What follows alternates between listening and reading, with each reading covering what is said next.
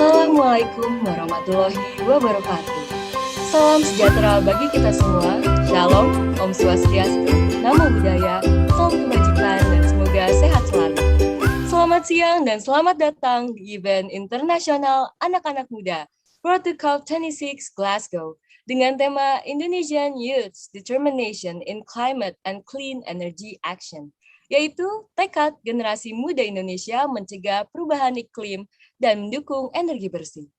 Kegiatan pada hari ini termasuk dalam rangkaian acara International Youth Summit for Renewable Energy yang diselenggarakan oleh Society of Renewable Energy berkolaborasi dengan rakyatmerdeka.id dan didukung oleh Kementerian Energi dan Sumber Daya Mineral Republik Indonesia. Acara diadakan sebagai pengantar kepada Agenda 26 UN Climate Change Conference of the Parties COP26 atau Konferensi Tingkat Tinggi Perserikatan Bangsa-Bangsa dengan fokus terkait perubahan iklim yang akan dilaksanakan di Glasgow, Skotlandia pada tanggal 31 Oktober sampai 12 November 2021. Sebelum memulai, pada kesempatan yang berbahagia ini telah hadir bersama kami di Zoom yang terhormat Menteri Energi dan Sumber Daya Mineral Republik Indonesia, Bapak Insinyur Arifin Tasrif. Selamat siang, Bapak. We're also pleased to have Mr. Francesco La Camera, Director General of the International Renewable Energy Agency, IRENA, with us today. Good afternoon, Mr. La Camera. Yang terhormat Direktur Rakyat Merdeka, Bapak Kiki Iswara Darmayana. Selamat siang, Bapak. Kemudian yang terhormat pendiri Society of Renewable Energy, Bapak Zagi Yakana Berian. Selamat siang, Pak Zagi. Yang terhormat para panelis kami, Bapak Arka Wiryadijaya, Ibu Dr. Ferania Andria, dan Bapak Aufar Satria. Selamat siang, Bapak dan Ibu. Last but not least, we're also pleased to have our delegates with us. Good afternoon, everyone. Dan yang saya banggakan tentunya, seluruh peserta Road to COP26 yang telah bergabung siang hari ini, yaitu dari Generasi Muda, Penggiat Transisi Energi dan Pencegahan Perubahan Iklim, serta kawan-kawan Society of Renewable Energy yang berasal dari 36 kampus di Indonesia. Marilah kita panjatkan puji syukur kepada Tuhan Yang Maha Esa, berkat rahmat-Nya acara siang hari ini dapat dilaksanakan dengan baik dan hikmat. Perkenalkan, saya Rafinska Minerva Azura selaku perwakilan dari Society of Renewable Energy Women yang berperan sebagai pemandu acara. Pada kesempatan kali ini, kita akan banyak berdiskusi tentang sektor energi bersih dan terbarukan sebagai bagian dari bahasan besar mengenai Indonesian Youth's Determination in Climate and Clean Energy Action. Secara umum, agenda kita pada hari ini akan berjalan sebagai berikut. Pidato pembukaan dari pendiri Society of Renewable Energy, Bapak Zagi, kemudian salam pembukaan dari Direktur Rakyat Merdeka, Bapak Kiki, kemudian sesi khusus dan dari pembicara kehormatan kita pada hari ini, Bapak Menteri ESDM, Insinyur Arifin Tasrif, sesi khusus bersama Direktur Jenderal IRENA, Bapak Francesco La Camera, kemudian sesi roundtable dan presentasi dari para delegasi. Kemudian dilanjut oleh diskusi bersama para panelis dan diakhiri dengan penutupan.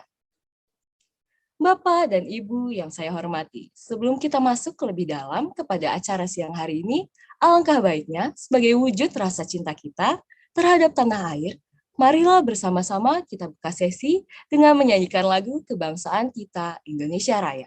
Oleh karena itu, saat ini saya turut mengundang para hadirin untuk mengambil posisi siap, karena sejenak kita akan menyanyikan lagu kebangsaan kita.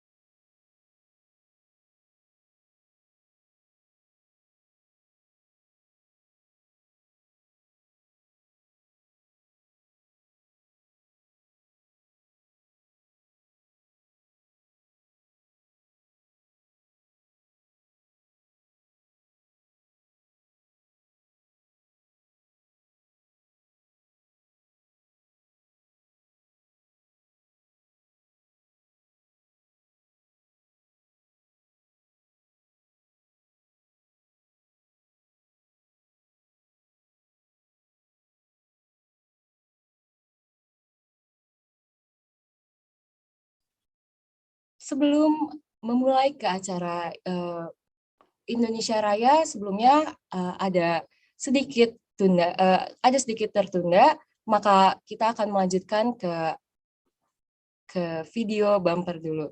Untuk itu panitia diharap untuk mengendalikan acara. Terima kasih.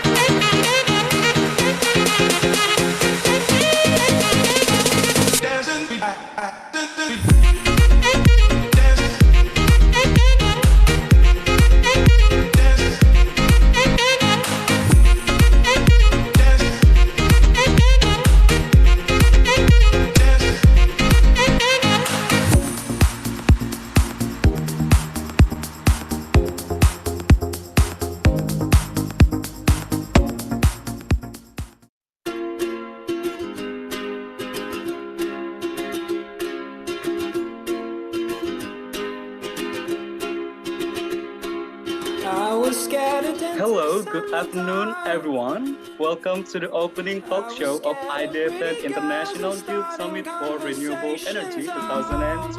Friends are turning green. Yeah, the magicians assistant in their dream.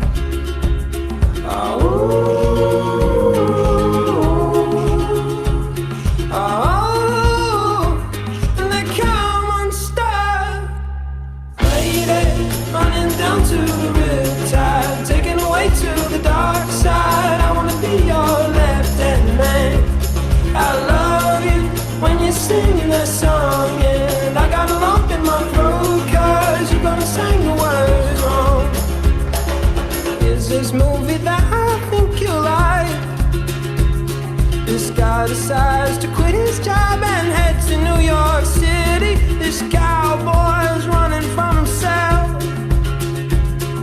She's been living on the highest shelf.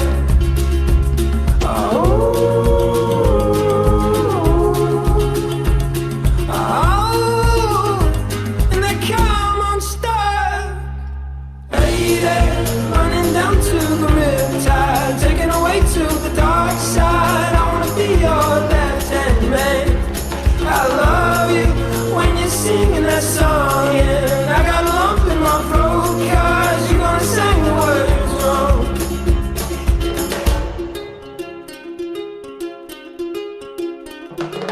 Lady, running down to the riptide, taken away to the dark side. I wanna be your left-hand man. I love you when you're singing that song, and I got a lump in my throat 'cause you're gonna sing the words wrong. Oh, lady, running down to the riptide, taken away to the dark side. I wanna be your left-hand man. I love you when you're singing that song, and I got a lump in my throat 'cause you're gonna sing the words wrong. Yeah, I got a lump in my throat 'cause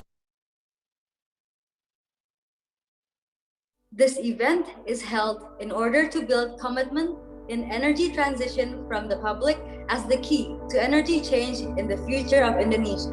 Program kompetisi nasional menulis esai mengenai energi baru terbarukan. Setelah digelar kick-off pada April lalu, tercatat ada 750 orang peserta dan 569 orang diantaranya mendaftar kompetisi ini. Dari jumlah ini dipilih 50 artikel terbaik untuk dinilai oleh tim juri. Siapakah yang akan merebut piala Menteri SDM Republik Indonesia?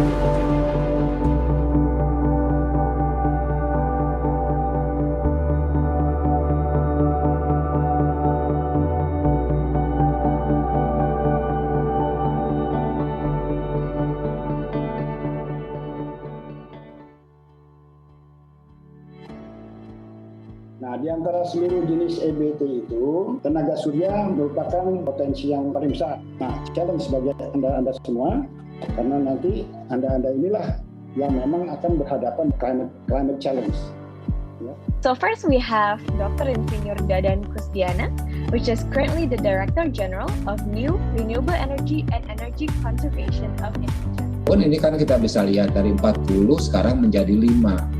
Karena ini penurunan yang demikian tajam ya dari sisi biaya, dan ini baik. Energinya bersih, terus lebih murah. Kan agak aneh kalau orang tidak memilih ini. From our second panelist, Ms. Diaroro Esti. Hi, Ms. Diaroro. Without, serious and consistent efforts from multiple stakeholders, this includes the parliament, this includes the government, includes the private public sectors, without their participation, the capacity of renewable energy will only grow to 2,500 megawatts. All right, next we have the last presentation from our very own Zagi Berian. Zagi, the stage is yours. So my message to all of you, don't hesitate to take some opportunities and we can ready to be an agent of change.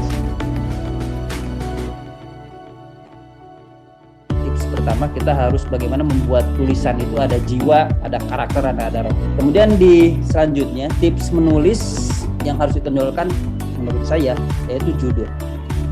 Sekarang menurut saya untuk tema ini akan lebih menarik kalau yang punya Jericho ini dieksplorasi lagi. Langsung si juri itu menurut saya langsung melotot.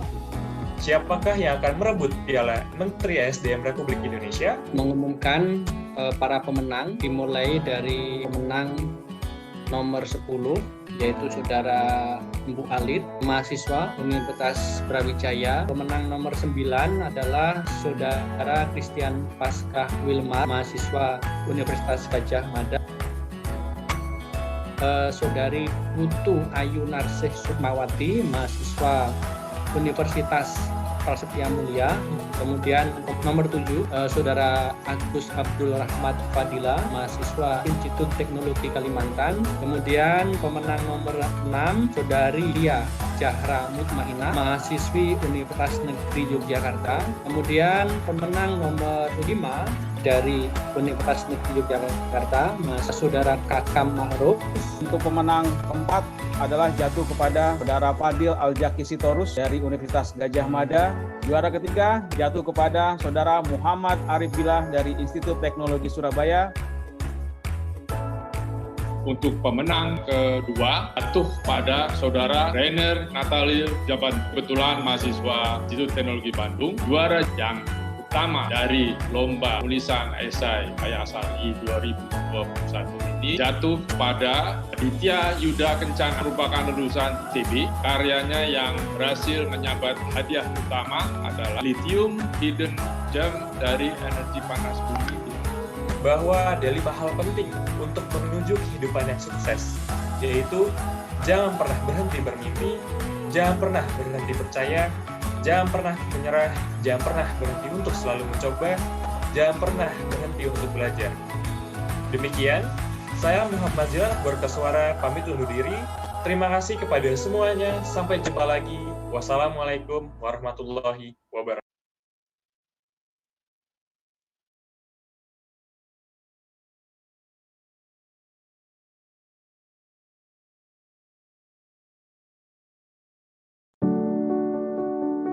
Society of Renewable Energy atau SRE adalah organisasi anak muda yang bergerak di sektor energi terbarukan dan berkelanjutan. Organisasi ini bertujuan untuk meningkatkan minat, kesadaran, serta kemampuan anak muda untuk berkontribusi dalam membangun sektor energi di Indonesia. SRE berdiri sejak 2019 yang pertama kali didirikan di Institut Teknologi Bandung. Selama 2 tahun, SRE telah tersebar di 34 kampus negeri maupun swasta di Indonesia. SRE akan terus hadir sebagai tempat untuk anak muda dalam berkolaborasi dan berkarya tanpa batasan. SRE akan terus melanjutkan kegiatan ini untuk Indonesia dan mendukung pencegahan perubahan iklim di dunia.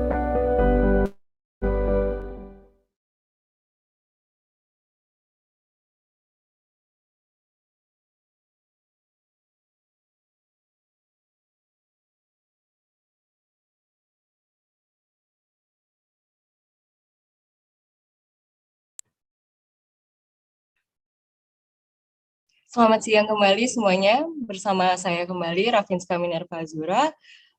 Untuk video yang ditampilkan tadi merupakan introduksi kami dari SRI ITB yang sekarang sudah memiliki student chapter di 37 kampus di Indonesia. SRI sendiri sekarang berorientasi kepada renewable energy dan akan membuka SRI Women atau SRI untuk wanita yang akan difokuskan juga kepada gender equality and social inclusion. Jadi untuk dari SRI sendiri sudah berdiri beberapa tahun dan fokusnya memang seperti apa yang tadi sudah saya bilang, tema untuk sekarang pun fokus kepada Indonesian Youth Determination to Clean Energy and Climate Action. Seperti itu.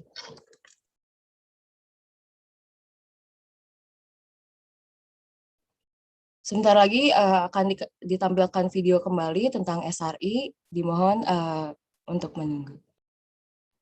Terima kasih.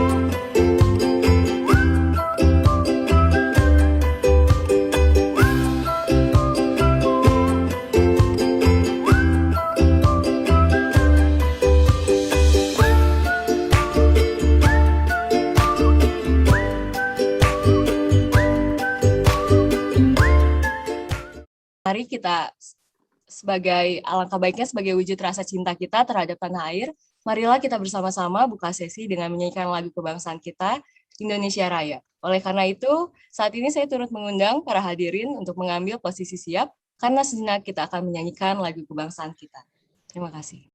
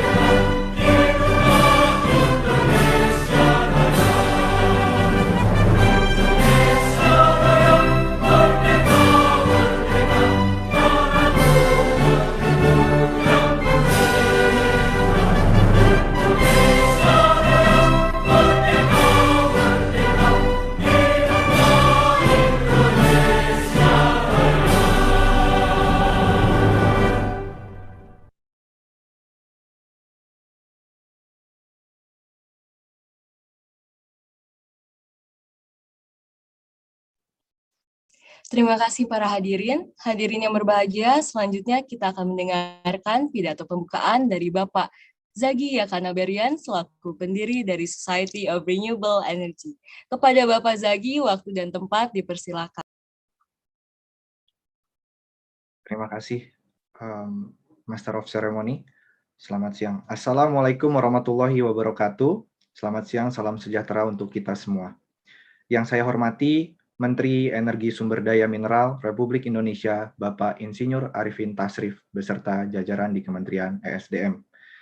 Yang saya hormati, Direktur Rakyat Merdeka, Bapak Kiki Iswara, His Excellency Mr. Francesco Lacamera, the Director General of International Renewable Energy Agency, or IRENA, dan yang saya banggakan, seluruh peserta Road to COP26 yang berada di platform Zoom pada siang hari ini. Saya laporkan kepada Bapak Menteri, peserta yang hadir adalah para penggiat climate action dan renewable energy dari seluruh Indonesia. Pada tahun 2021, kami telah melaksanakan berbagai macam kegiatan untuk meningkatkan keterlibatan anak muda dalam mendorong energi bersih. Selain dalam bentuk webinar dan chat live di media sosial, kami menyelenggarakan kompetisi untuk mendorong ide-ide kreatif dari generasi muda dalam kompetisi startup, Model United Nation, Global Case Competition, dan conference di bidang lingkungan dan energi berkelanjutan dengan total 70.000 akumulasi partisipasi masyarakat dan lebih dari 3.000 ide yang diikutsertakan.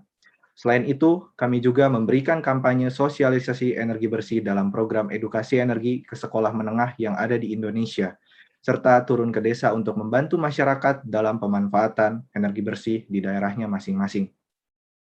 Pekan lalu, kami mengadakan acara pembekalan menjadi kaum muda peduli perubahan iklim dan energi bersih kepada ratusan generasi muda yang disampaikan oleh Direktur Jenderal Energi Baru dan Terbarukan, Bapak Dr. Insinyur Dadan Kusdiana MSc, Direktur Jenderal Pengendalian Perubahan Iklim, Ibu Insinyur Laksmi Dewanti MA, dan Kepala Pusat Kebijakan Pembiayaan Perubahan Iklim dan Multilateral, Ibu Dian Lestari SIPMA.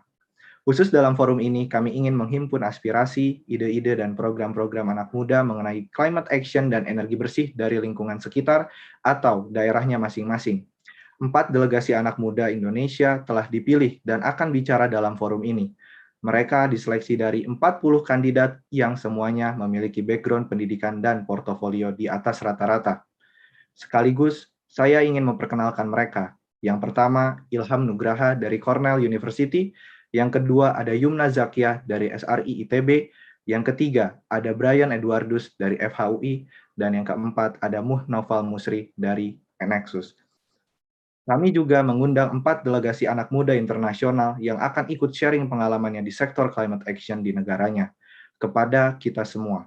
Sekaligus dalam kesempatan ini, saya ingin memperkenalkan, welcome to the international delegates.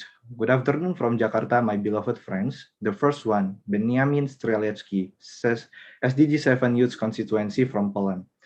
The second, Chibuna Obona, Kiro Energy from Nigeria. The third, Sivuye Siwekuse from Just Urban Transition, Cape Town, Africa. The fourth, Vadim Kuznetsov, SDG 7 Youth Constituency from Europe. The collaboration from youth all over the world is very important. We believe that youth can be enabler to build a collaboration. It's time to collaborate, starting from the small thing, which is sharing the ideas to shape a better world.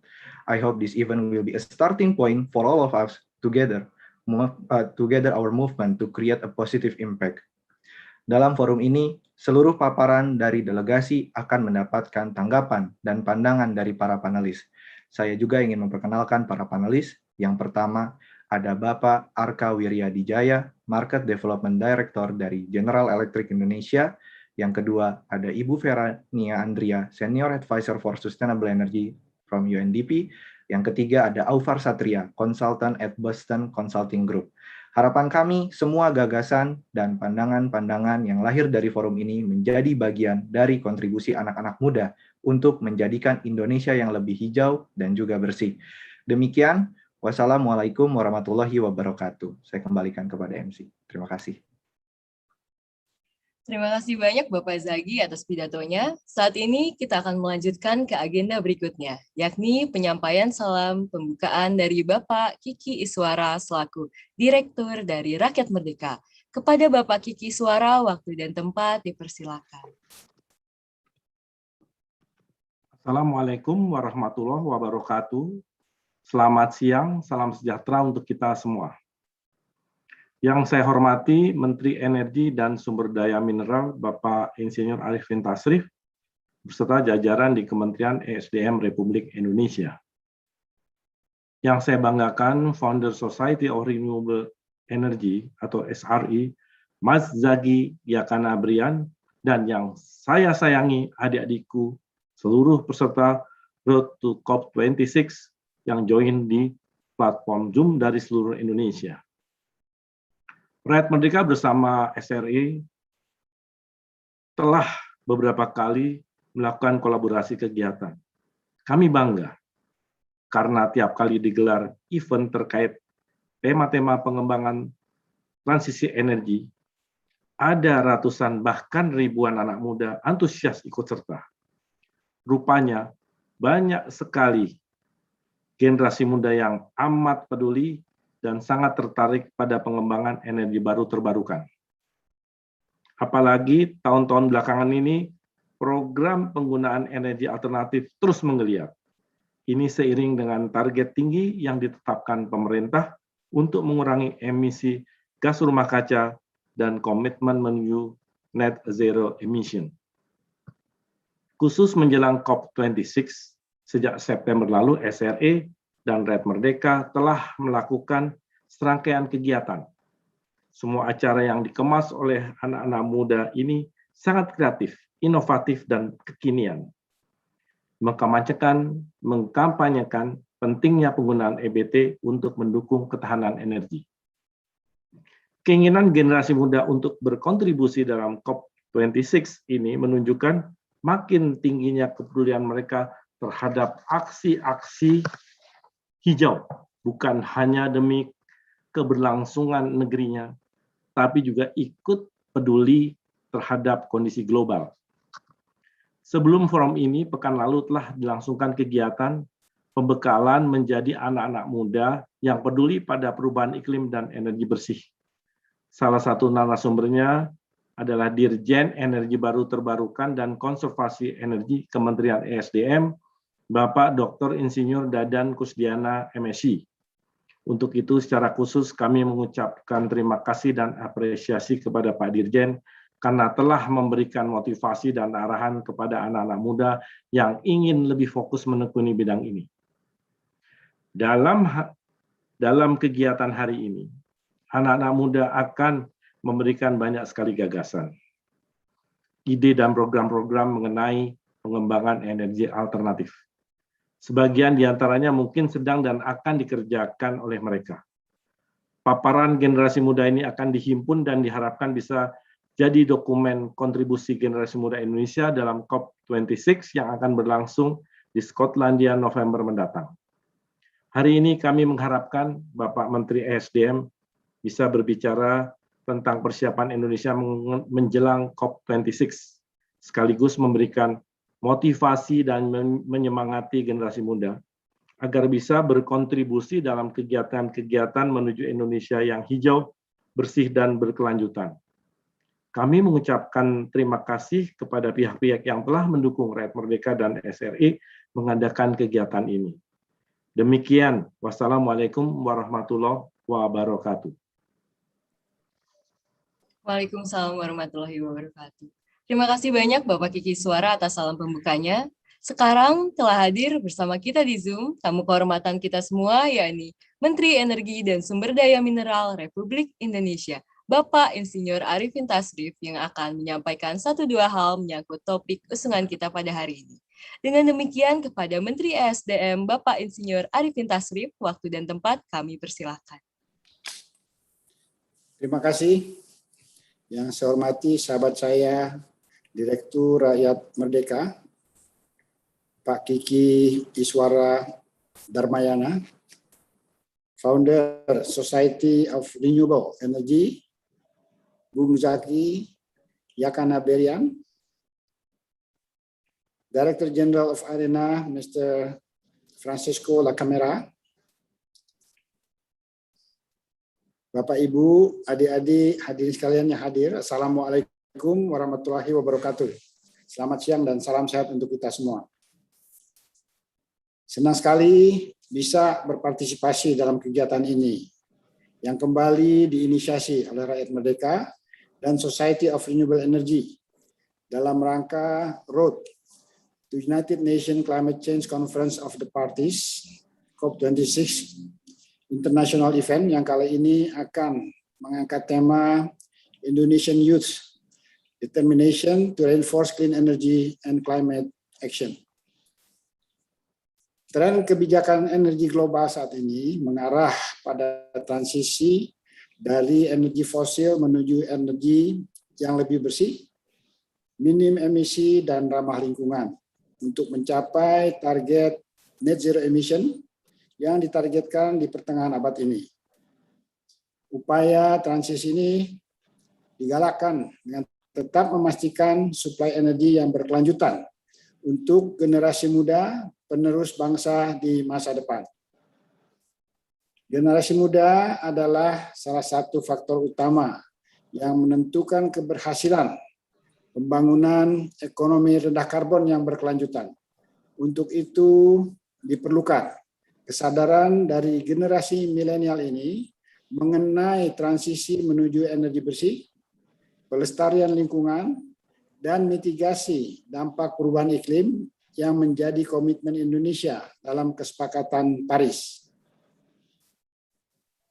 Sesuai dengan amanat Undang-Undang Nomor 16 Tahun 2016 tentang pengesahan Paris Agreement, Indonesia telah mempunyai target untuk menurunkan emisi gas rumah kaca sebesar 29% dengan upaya sendiri atau bisa 41% dengan dukungan internasional di tahun 2030. Dari penurunan emisi tersebut, sektor energi diharapkan dapat berkontribusi untuk menurunkan sebesar 314 sampai dengan 398 juta ton CO2 emisi di tahun 2030. Ini melalui program pengembangan energi terbarukan, pelaksanaan efisiensi energi, dan konservasi energi, serta melakukan penerapan teknologi energi bersih.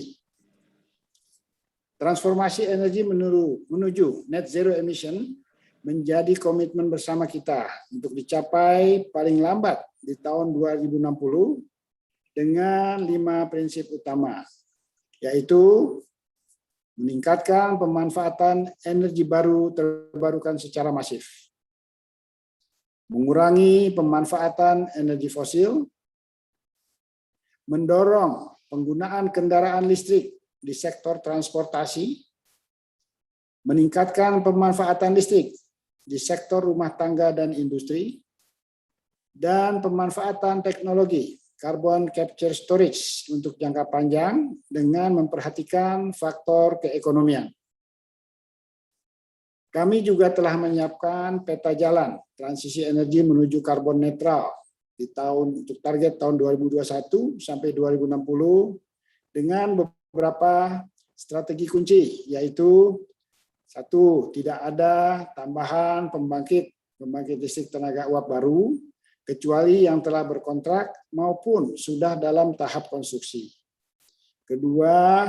Mengistirahatkan pembangkit listrik tenaga fosil secara bertahap sesuai dengan umur pembangkit atau bahkan bisa lebih cepat dengan mekanisme yang mendukung.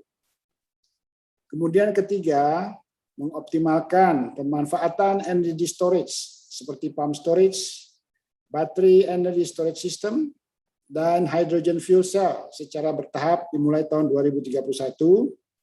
Dan kita juga yang keempat, ya, mengconsider untuk penggunaan energi nuklir yang akan direncanakan dimulai di tahun 2045 dengan kapasitas sampai mencapai 35 gigawatt, jadi sampai dengan tahun 2060.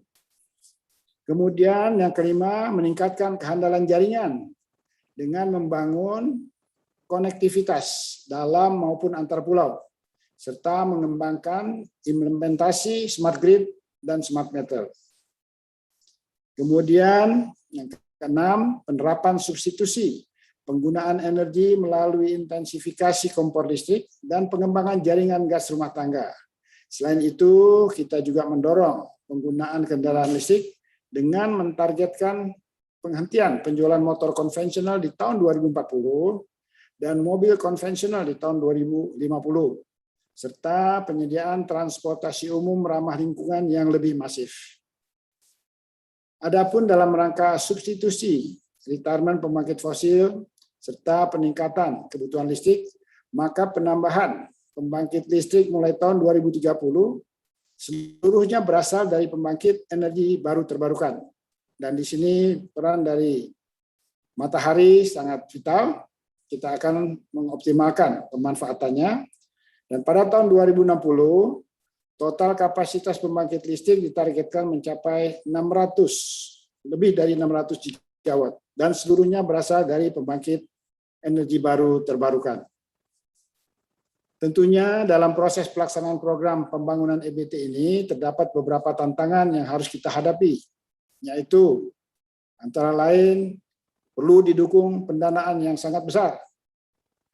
Kemudian ada teknologi penyimpanan daya, storage yang andal, kemudian juga kemampuan sistem jaringan listrik.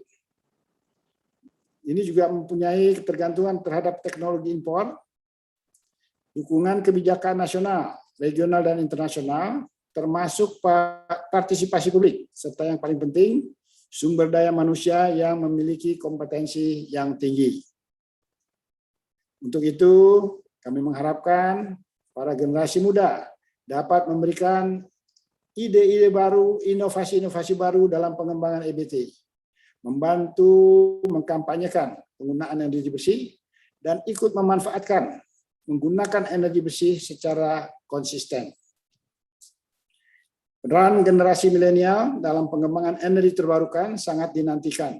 Beberapa hal yang dapat dilakukan oleh adik-adik generasi milenial antara lain terlibat secara langsung dan memberikan sumbangsih dalam pengembangan EBT, melakukan sosialisasi pentingnya penggunaan energi baru terbarukan ke masyarakat untuk mendukung ketahanan energi jangka panjang.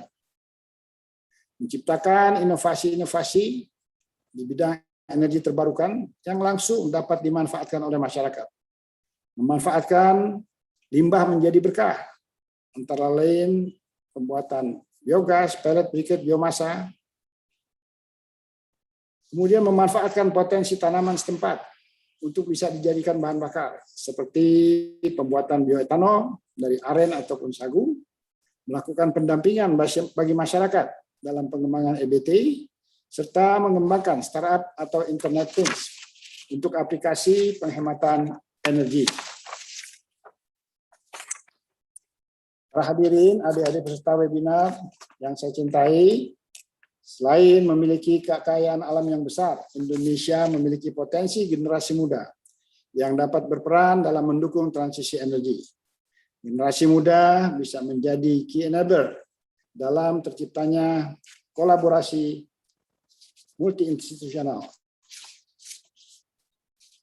Kami beberapa waktu yang lalu juga sudah mendispatch dari program 100 pemuda-pemudi yang kita bina untuk dikirim ke daerah-daerah setelah mengalami masa pembinaan, yang juga diharapkan bisa menjadi ujung tombak dimanfaatkannya energi baru terbarukan di daerah-daerah di seluruh Indonesia.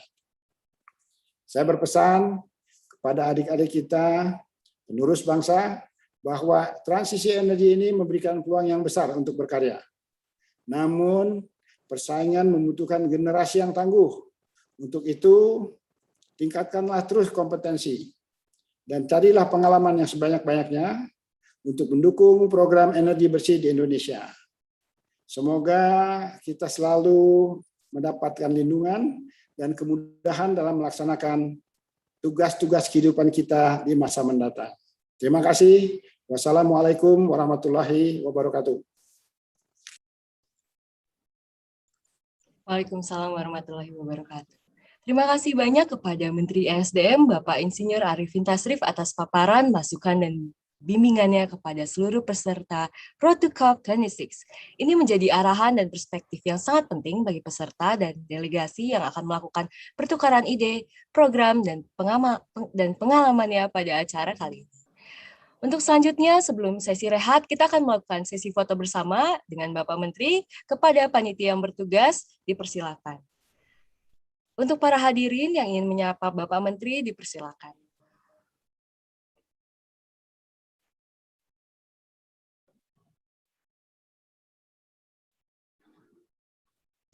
Satu, dua, tiga.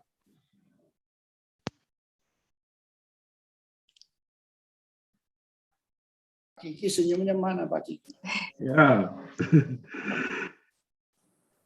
Satu, dua, tiga. Terima kasih. Terima kasih, Pak Menteri.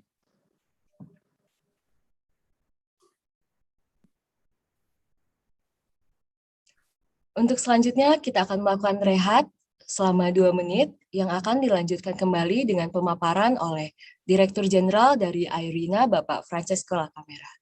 Untuk itu, para hadirin dipersilakan untuk melakukan istirahat. Terima kasih.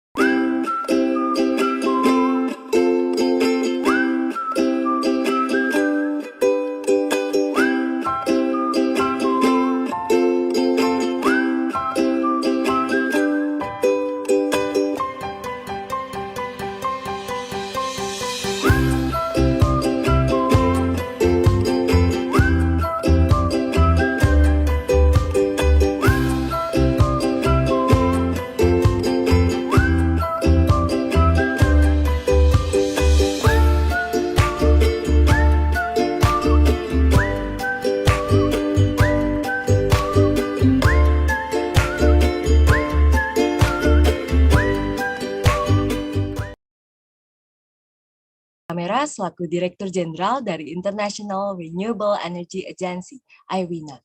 Ladies and gentlemen, now we'll have a presentation delivered by Mr. Francesco La Camera, Director General of the International Renewable Energy Agency, IRENA. To Mr. La Camera, the floor is all yours. Good afternoon to all of you and to my dear friends, His Excellency Minister Tasrif. It's my great pleasure to virtually join you today to support the Indonesian youth determination to clean energy and climate action. As the values of the Society of Renewable Energy point out, renewable energy plays a fundamental role in achieving the Paris Agreement goals. In June, IRENA launched the IRENA World Energy Transition Outlook, a pathway to meet the demands of the Paris Agreement for putting the world on a 1.5 degrees pathway. The video presents an holistic approach to this endeavor, which is only possible through joint efforts. In this regard, it is necessary to recognize the crucial role of youth in every part of the path towards a sustainable, climate-resilient future. For IRENA, our purpose is to empower young people to add their voice to the global dialogue and actively pursue energy transition goals. Indeed, more and more young people have been vocal in bringing urgency to the international public debate on climate change in recent years. The pre-COP26 has been a last example of it. Through the IRENA Youth Forum, IRENA, in cooperation with our members and partners, supports young people worldwide to address their ideas, actions, and concerns regarding climate change. Quarterly IRENA Youth Talk allow young pioneers of climate action to elaborate on particular areas of the energy transition and exchange innovative solutions for a reimagined future. In parallel, IRENA has also launched the IRENA Student Leaders Program, a 10-week virtual training course aiming to build the capacity of students from around the world by providing them with the knowledge and skill necessary for contributing to a sustainable energy future. Together with our common youth global community, IRENA constantly pursues more opportunities to amplify the voice of youth in the fight against climate change. The coming years will be critical for the energy transition, and young people are now taking the lead to act fast in shaping a renewables power sustainable energy future for all. You have the idea and solutions that are now crucial for the energy transition. As the G20 presidency in 2022, Indonesia will work with other countries for a global sustainable recovery after the COVID-19 pandemic. Indonesian youth can make their part in putting into action the vision of their country and have a global leadership role to inspire other young people from around the world. This has to be the decade of action for people, planet, and prosperity. Together with you, we can tackle climate change and shape a future that is sustainable, resilient, inclusive, and just, in which no one is left behind. The SCRE Road to COP26 initiative is an essential step towards strengthening youth involvement in the climate sector, especially to make young voices heard. In this context, IRENA stands with any young person eager to amplify the energy transition, and I commend young Indonesian change makers for their passion and dedication to our shared goal. I encourage you to continue embodying a spirit of urgency and perseverance in establishing a new energy system that promises a climate-safe future defined by stable and inclusive development. A future that you'll be proud to have designed. Thank you. Thank you very much, and good luck. What an insightful session. Thank you, Mr. La Camera, for the presentation, and also the most important thing for us young people, the youth, insights regarding climate change and renewable energy for everyone inclusively. Para hadirin yang terhormat, setelah ini akan memasuki sesi roundtable yang akan diisi oleh delegasi-delegasi yang telah dikurasi, yang tentunya akan dimoderatori oleh rekan saya, Saudari Nazifa Alifia. Untuk itu, sampai jumpa di sesi selanjutnya.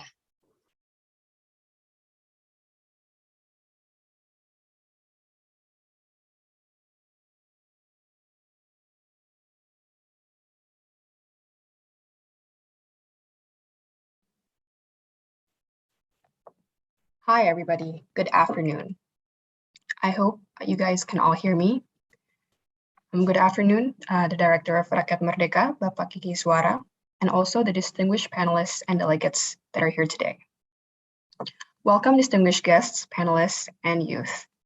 Thank you for joining us today, wherever in the world you may be located.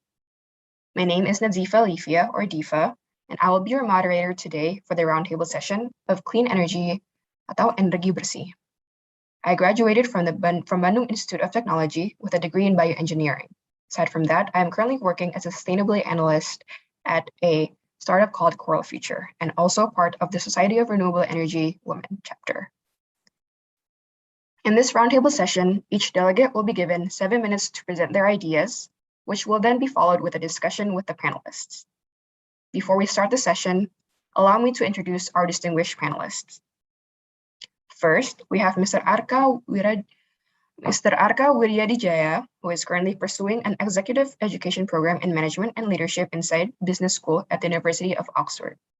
Mr. Wiryadijaya is also currently the Director of Market Development at General Electric, where he is engaged with stakeholders in multiple business lines, with renewables being one of them. Secondly, we have Ms. Dr. Fernania Andrea. Ms. Andrea is a Senior Advisor for Sustainable Energy Strategic Program and Policies at the United Nations Development Program. She received her doctorate degree in biotechnology at the University for Natural and Applied Life Sciences in Vienna. And last but not least, we have Mr. Alvar Satria, who is a consultant at the Boston Consulting Group, with renewable power as one of his focus industries. His knowledge in renewable energy also comes from an exchange semester he had done during his time in university at Stanford University for Technology, Entrepreneurship, and Energy Resources Engineering. Mr. Satria is also the co-founder and president of Thin Renewables, a nonprofit organization that implements renewable energy resources. Now let us begin the roundtable session. I am honored to call our first delegate, Benjamin Streletsky. Benjamin is the global focal point for SDG 7 Youth Constituency at the United Nations, a global platform for youth and sustainability and sustainable energy. Unfortunately, Benjamin cannot make it today. Therefore, we'll play a video that he pre-recorded for this event in his place.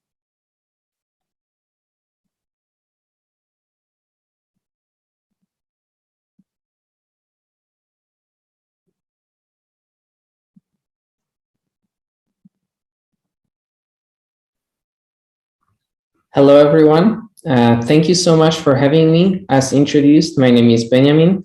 I serve as the global focal point of SDG 7 Youth Constituency, and our role is to bring global youth in energy to the multilateral energy space, to the decision-making table, so to make sure that their voice is heard. It is a great privilege to be with all of you here today, and I'm very happy to share with you a little bit more about what our network is doing and what young people can do to contribute to driving ambition at COP26. So firstly, let me highlight that this year has been very successful when it comes to youth engagement in the decision-making in the energy space.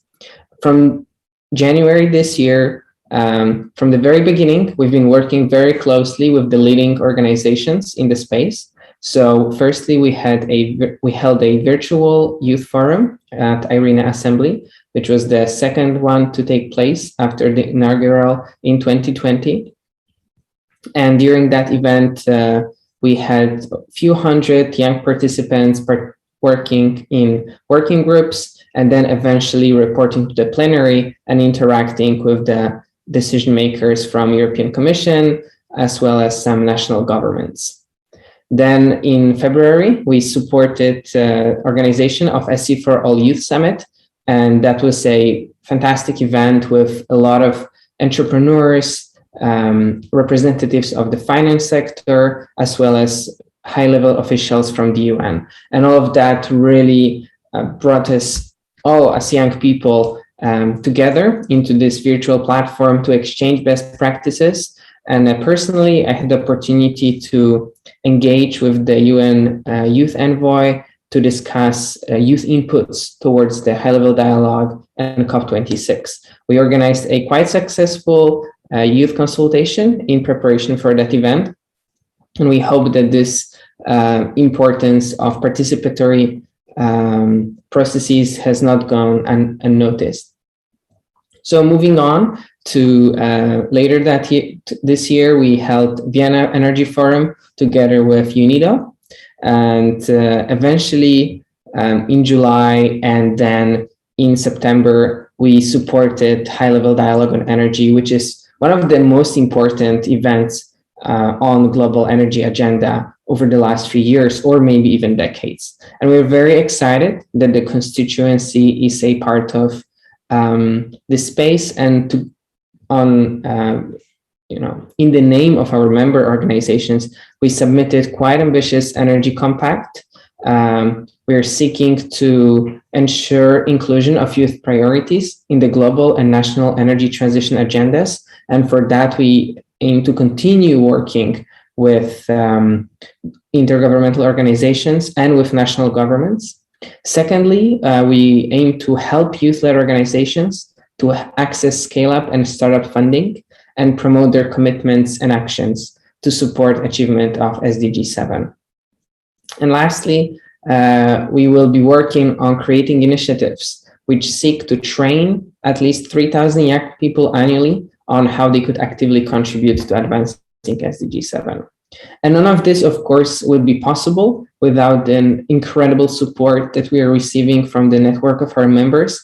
And we are very happy to have Society of Renewable Energy, particularly the founder, Zagi, to serve as the regional focal point for East and Southeast Asia. This is one of the very important regions for us to drive further action and ambitions, understanding both the challenges that are still being faced when it comes to energy access and energy transition in this region, but at the same time, the incredible potential that young people in this space are having, in this region are having. So now looking towards COP, that is scheduled to take place, as we all know, in just about 2-3 weeks. This event is hopefully an opportunity for young people from Indonesia, but also from around the world, to exchange their perspectives and feed into the positions that national governments will be representing in Glasgow.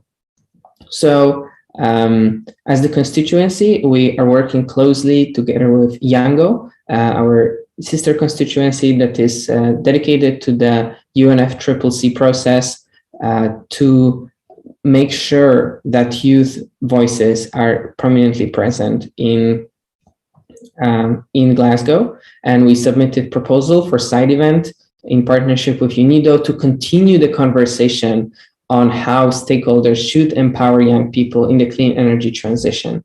Earlier last month, during high-level dialogue, alongside our compact, we launched recommendations as to how stakeholders should champion youth empowerment. And some of the key actions that we do anticipate from governments, financial institutions, non-governmental organizations, and others to do are increasing funding for clean energy innovators and enterprises, supporting training of the clean energy sector workforce, and establishing channels for civic participation in decision-making.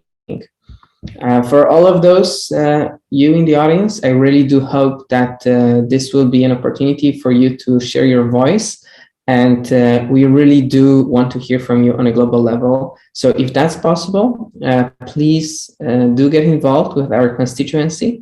And otherwise, please do stay involved with the Society of Renewable Energy in Indonesia, so that through that organization, we can get your perspective and bring your priorities to the global level. We are in a unique time when we really need to step up the game, and hopefully young people will become a key actors for the clean energy transition. Thank you so much. Thank you, Benjamin, for the presentation. Benjamin berbagi tentang pekerjaannya yang telah dilakukan oleh SDG 7 Youth Constituency dalam mendorong agenda transisi energi, yaitu kisah sukses mereka dalam meningkatkan keterlibatan pemuda dalam pengambilan keputusan di bidang energi. Benjamin menyatakan bahwa mereka telah bekerja erat dengan organisasi terkemuka, di mana ratusan pemuda terhubung dengan pengambilan keputusan serta pemangku kepentingan untuk meningkatkan partisipasi pemuda dalam transisi ke energi baru terbarukan. Melihat COP26 yang akan segera diadakan, Benjamin berharap acara ini dapat menjadi kesempatan bagi generasi muda di Indonesia dan dimanapun untuk bertukar pandangan dan mengisi posisi yang akan diwakili oleh masing-masing pemerintah pusat di Glasgow nantinya. Now, moving forward, I would like to introduce our next delegate that will present his thoughts on renewable energy. Ilham Nugraha. Ilham is currently pursuing his master's degree in public administration in Cornell University. Ilham, the floor is yours. Okay, thank you very much.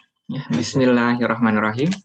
Your Excellency, Minister of Energy and Mineral Resources, distinguished panels, fellow delegates, ladies and gentlemen, I thank the committees and the supporting colleagues for having me today, or tonight in my case.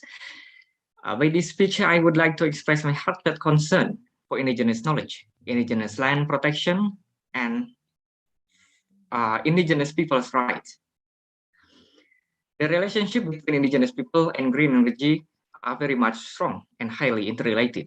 As one of the causes of worsening climatic and natural conditions, the energy sector threatens the survival of indigenous people who value nature in their lives, both as a part of microcosm and as an interconnected microcosm as a self. The first thing that must be done is to respect indigenous people's knowledge system. In the context of Indonesian youth or global youth in general, young scientists and engineers must learn alongside indigenous people using an asset model approach that emphasizes knowledge exchange between indigenous peoples or indigenous youth and scientists and engineers with different knowledge system, rather than a deficit model approach that emphasizes teaching and educational efforts. We have to admit that as those among the first established societies, indigenous people had its predominance in understanding and protecting nature, not as part of resources, but as their relatives. Efforts to respect indigenous people's knowledge system are also a significant step toward expanding opportunities for green energy innovation. I would like to take one example. I'll try to highlight one of well-known example in Indonesia, Ciptagelar village, a traditional village in West Java, Indonesia, that consciously integrates its various systems with available technology. A micro hydropower plant on a river that has been preserved from its upstream source generates electricity in the Ciptagelar area. Ciptagelar has its own set of rules of forbidden, entrusted, and cultivated forests. They have their own special and time constraint, as well as limitation on when and how land can be cleared and returned to its original state. These forest zones are patrolled by Jagawana.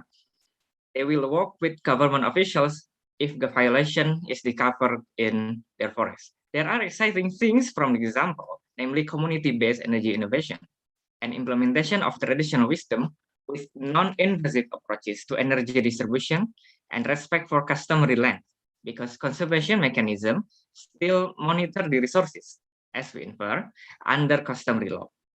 Still following the example The problem that often arises in renewable energy efforts, not only in Indonesia, is the lack or even exclusion of indigenous people in decision-making in location that land is customary land.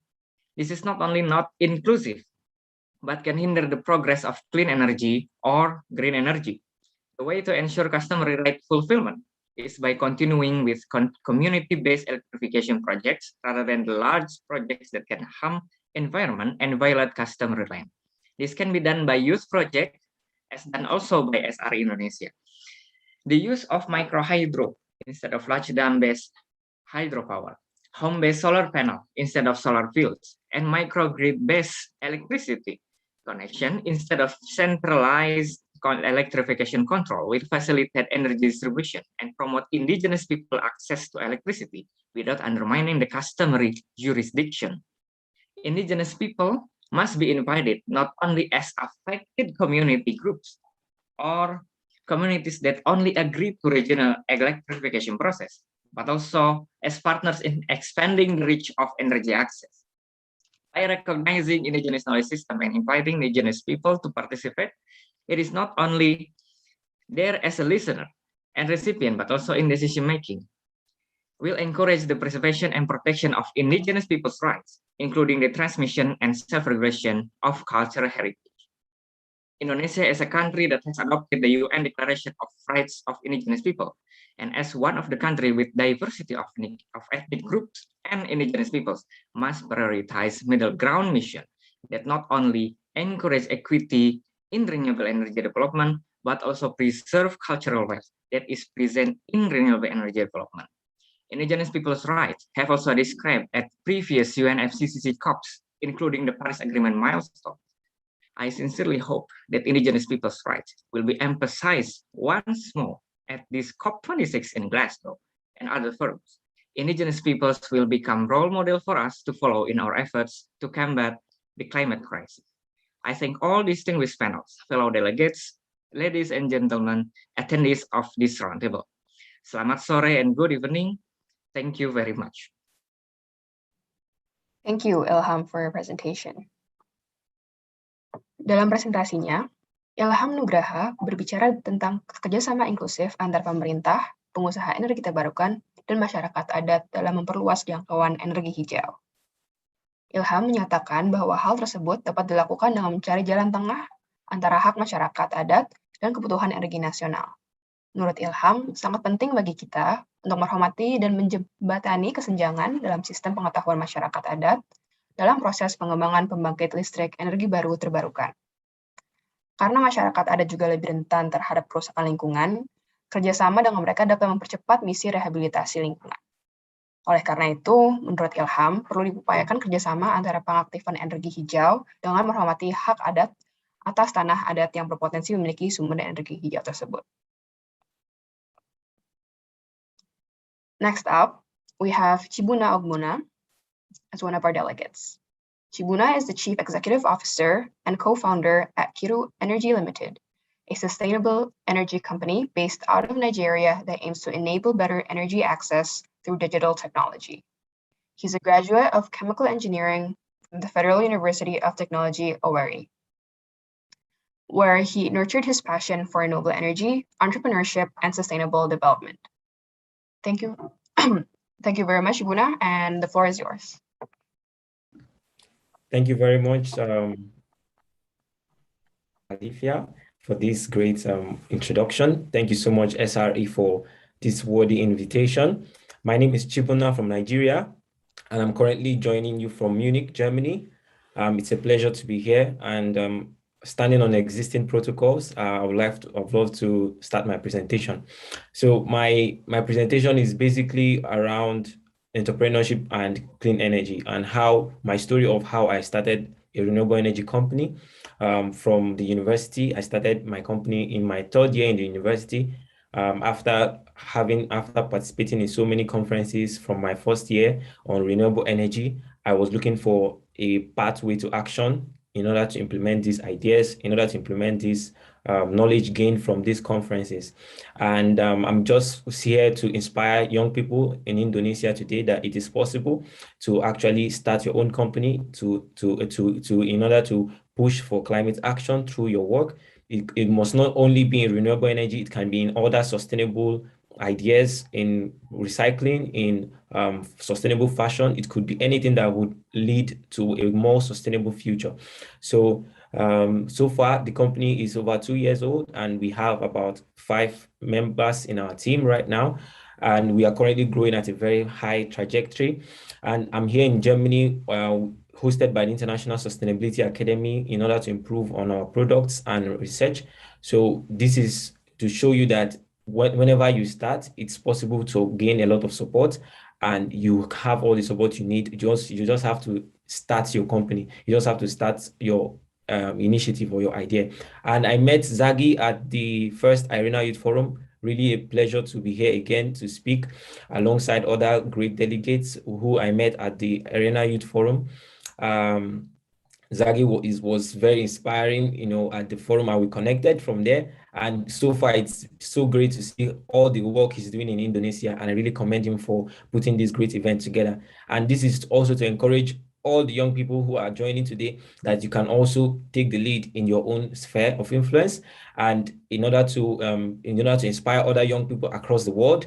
I've also worked with Student Energy as the Global Youth Energy Outlook Regional Coordinator for Sub-Saharan Africa. It was a project aiming to gather the voices of young people and the perspective of young people on the future of energy and what they think the energy future should look like. And that project was very successful. And other delegates who are here as well will testify to it that, yes, that young people have a voice and have a role to play. Again, on some of the lessons I've learned by starting a company in renewable energy is that, one, it's the future. There is a lot of innovation and a lot of innovation trends that will empower young people to, flesh out their ideas. So if you are in this space, you are in the right space and you're in the right path. You just have to keep persevering. You need to have an open mind in order to absorb new ideas and also to challenge your own ideas.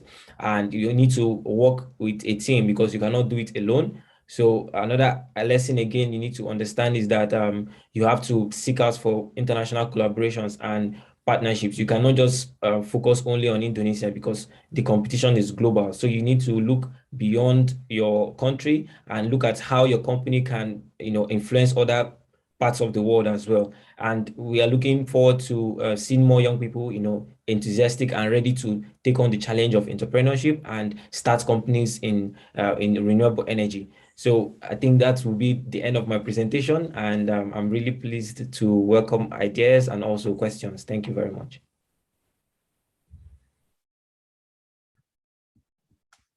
Thank you very much, Cibuna, for your presentation. Dalam presentasinya, Cibuna berbicara tentang energi terbarukan dan bagaimana ia memulai perusahaan energi terbarukannya sendiri, yaitu Kiru Energy Limited, pada usia hanya 20 tahun. Ia menjelaskan pentingnya kewirausahaan dalam memajukan transformasi energi. Ia menyorotkan pentingnya untuk mulai dan merealisasikan upaya atau ide yang disruptif, dan pentingnya untuk bermimpi tinggi. Cibuna berharap pemaparannya dapat menginspirasi anak muda yang sedang mencari contoh nyata aksi pemuda dalam transisi energi. Next, for one of our delegates, we have Muhammad Naufal Musri from Indonesia. Naufal is currently pursuing his master's in international relations at the University of Indonesia. In the past, Naufal was part of the New Energy Nexus Indonesia team as a program associate. Naufal, the floor is yours. Okay, thank you, Nazila.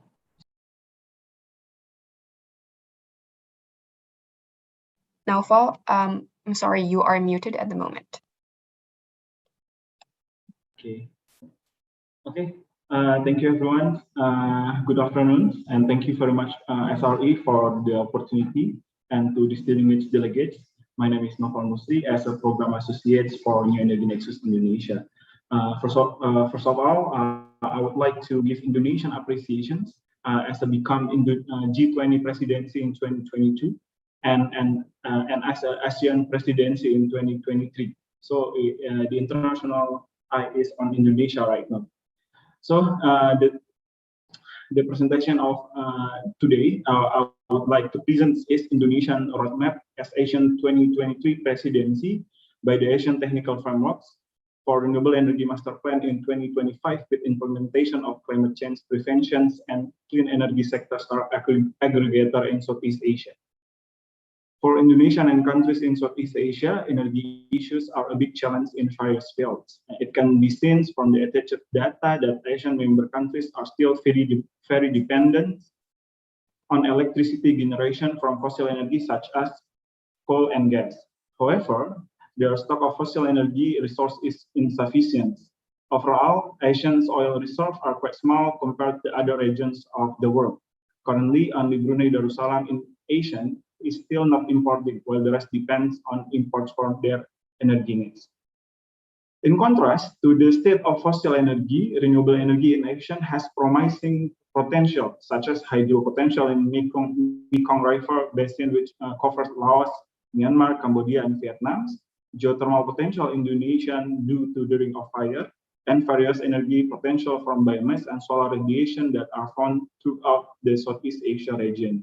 Currently, Indonesia in Southeast Asia, by Asian leadership in 2023, is preparing to lead the integration of new energy as one of the important factors in efforts to tackle climate change in the actualization of incubation and acceleration of clean energy startup engaged in various sectors of human activity and industrial supports. Okay, what we have done and what we should do. The effort to transition energy in a region that will focus in renewable energy require great efforts from Indonesia as the leader of Asia in 2023 and the stronger support from all Asian member countries. Currently, Asian Focus on Renewable Energy is under the Renewable Energy Subsector Network, or RESSN, a special energy agency established by ASEAN to be responsible for implementing programs related to renewable energy, such as effort to increase the energy transition of ASEAN member countries, as well as efforts to reduce environmental impact and energy use efficiency in the regions. Until now, the efforts that have been made in the RESSN are in the form of research and capacity building program, with GIZ, dialogue forum between renewable energy developer and ASEAN member countries, in several annual events such as ASEAN Plus 3, New and Renewable Energy, EENC Forum, ASEAN Plus 3, Clean Energy Roundtable Dialogue, and Cleaner Energy Future Initiative for ASEAN or SEVIA Forum. To achieve the improvements in the renewable energy sector, Indonesia is moving quickly through priority economics deliverables area of sustainability program under special themes renewable energy for sustainable economy. Moving to the more modern aspect, Indonesia is a country that has the actualization and startup development with the highest traction among the countries in Southeast Asia region, such as Philippines, Thailand, Vietnam, Singapore, and any other countries. Therefore, Indonesia needs to further develop RESSN towards a technical cooperation format, not just research, capacity building, and dialogue forums. One of the policies that can be realized in the implementation of climate change prevention and clean energy sector startup aggregator in Southeast Asia by Indonesia as chair in ASEAN in 2023 throughout a collaborative framework called the Asian Technical Framework for Renewable Energy Master Plan in 2025. This participation is also in line with theory of development as stated by Kingsbury, that current international development will focus on cooperation that prioritizes the role of the states, whereas we know that ASEAN is an organization that has an agenda from its member countries. Furthermore, this technical cooperation also put forward the new type of international development driven by third world countries in a massive stage of development. So currently, we hope is the top to down regulations. In terms of startup cooperation in the field of climate change and the clean energy, Indonesia will also focus on providing support for development and the implementation of startups that have economic and industrial impact on the clean energy transitions. The method developed in Indonesia will also continue to be improved and elaborated so that it can be developed in other countries in the Southeast Asia region to be able to pursue a greater impact than the achievement of target the previous Asian joint frameworks. As a conclusion, From our information we got, it can be concluded that with the initiation of Indonesia as the chairman in 2023 through the Asian Technical Framework for Renewable Energy Master Plan in 2025, especially the actualization of the impact of startup in the fields of clean energy and climate change prevention, we expect that Asian member countries will slowly let go of their dependence on import of fossil energy and make direct use of the abundant renewable energy potential in the regions. Through the collaboration and developing the implementation of climate change prevention and clean energy sector startup aggregator in Southeast Asia, we hope each Asian member country can focus on developing clean energy startups that are easier to access and have more actual impact. Thank you, everyone, and thank you, SRE, for having me. Back to you, Nazila. Thank you. Thank you, Naufal, for your presentation. Dalam presentasinya, Naufal Musri menyatakan bahwa masalah energi telah menjadi masalah umum dalam berbagai bidang di negara-negara anggota ASEAN. Dan negara-negara anggota ASEAN masih sangat bergantung pada listrik yang bersumber dari bahan bakar fosil, meskipun ketersediaan bahan bakar tersebut terbatas. Menurut Naufal, energi terbarukan di negara-negara anggota ASEAN memiliki potensi yang menjanjikan. Salah satu faktor penting dalam upaya mewujudkan energi terbarukan dalam menanggulangi perubahan iklim adalah inkubasi dan percepatan startup energi bersih yang bergerak di berbagai sektor aktivitas manusia serta dukungan dari industri. Dengan inisiasi Indonesia sebagai ketua ASEAN pada 2023, ia berharap negara-negara anggota ASEAN perlahan-lahan melepaskan ketergantungannya pada impor energi fosil dan memanfaatkan potensi energi terbarukan yang melimpah di wilayah-wilayah masing-masing. Next up, we have Siwe Kuse as one of our global delegates. Siwe is an interdisciplinary researcher and analyst in the sustainable development and energy space.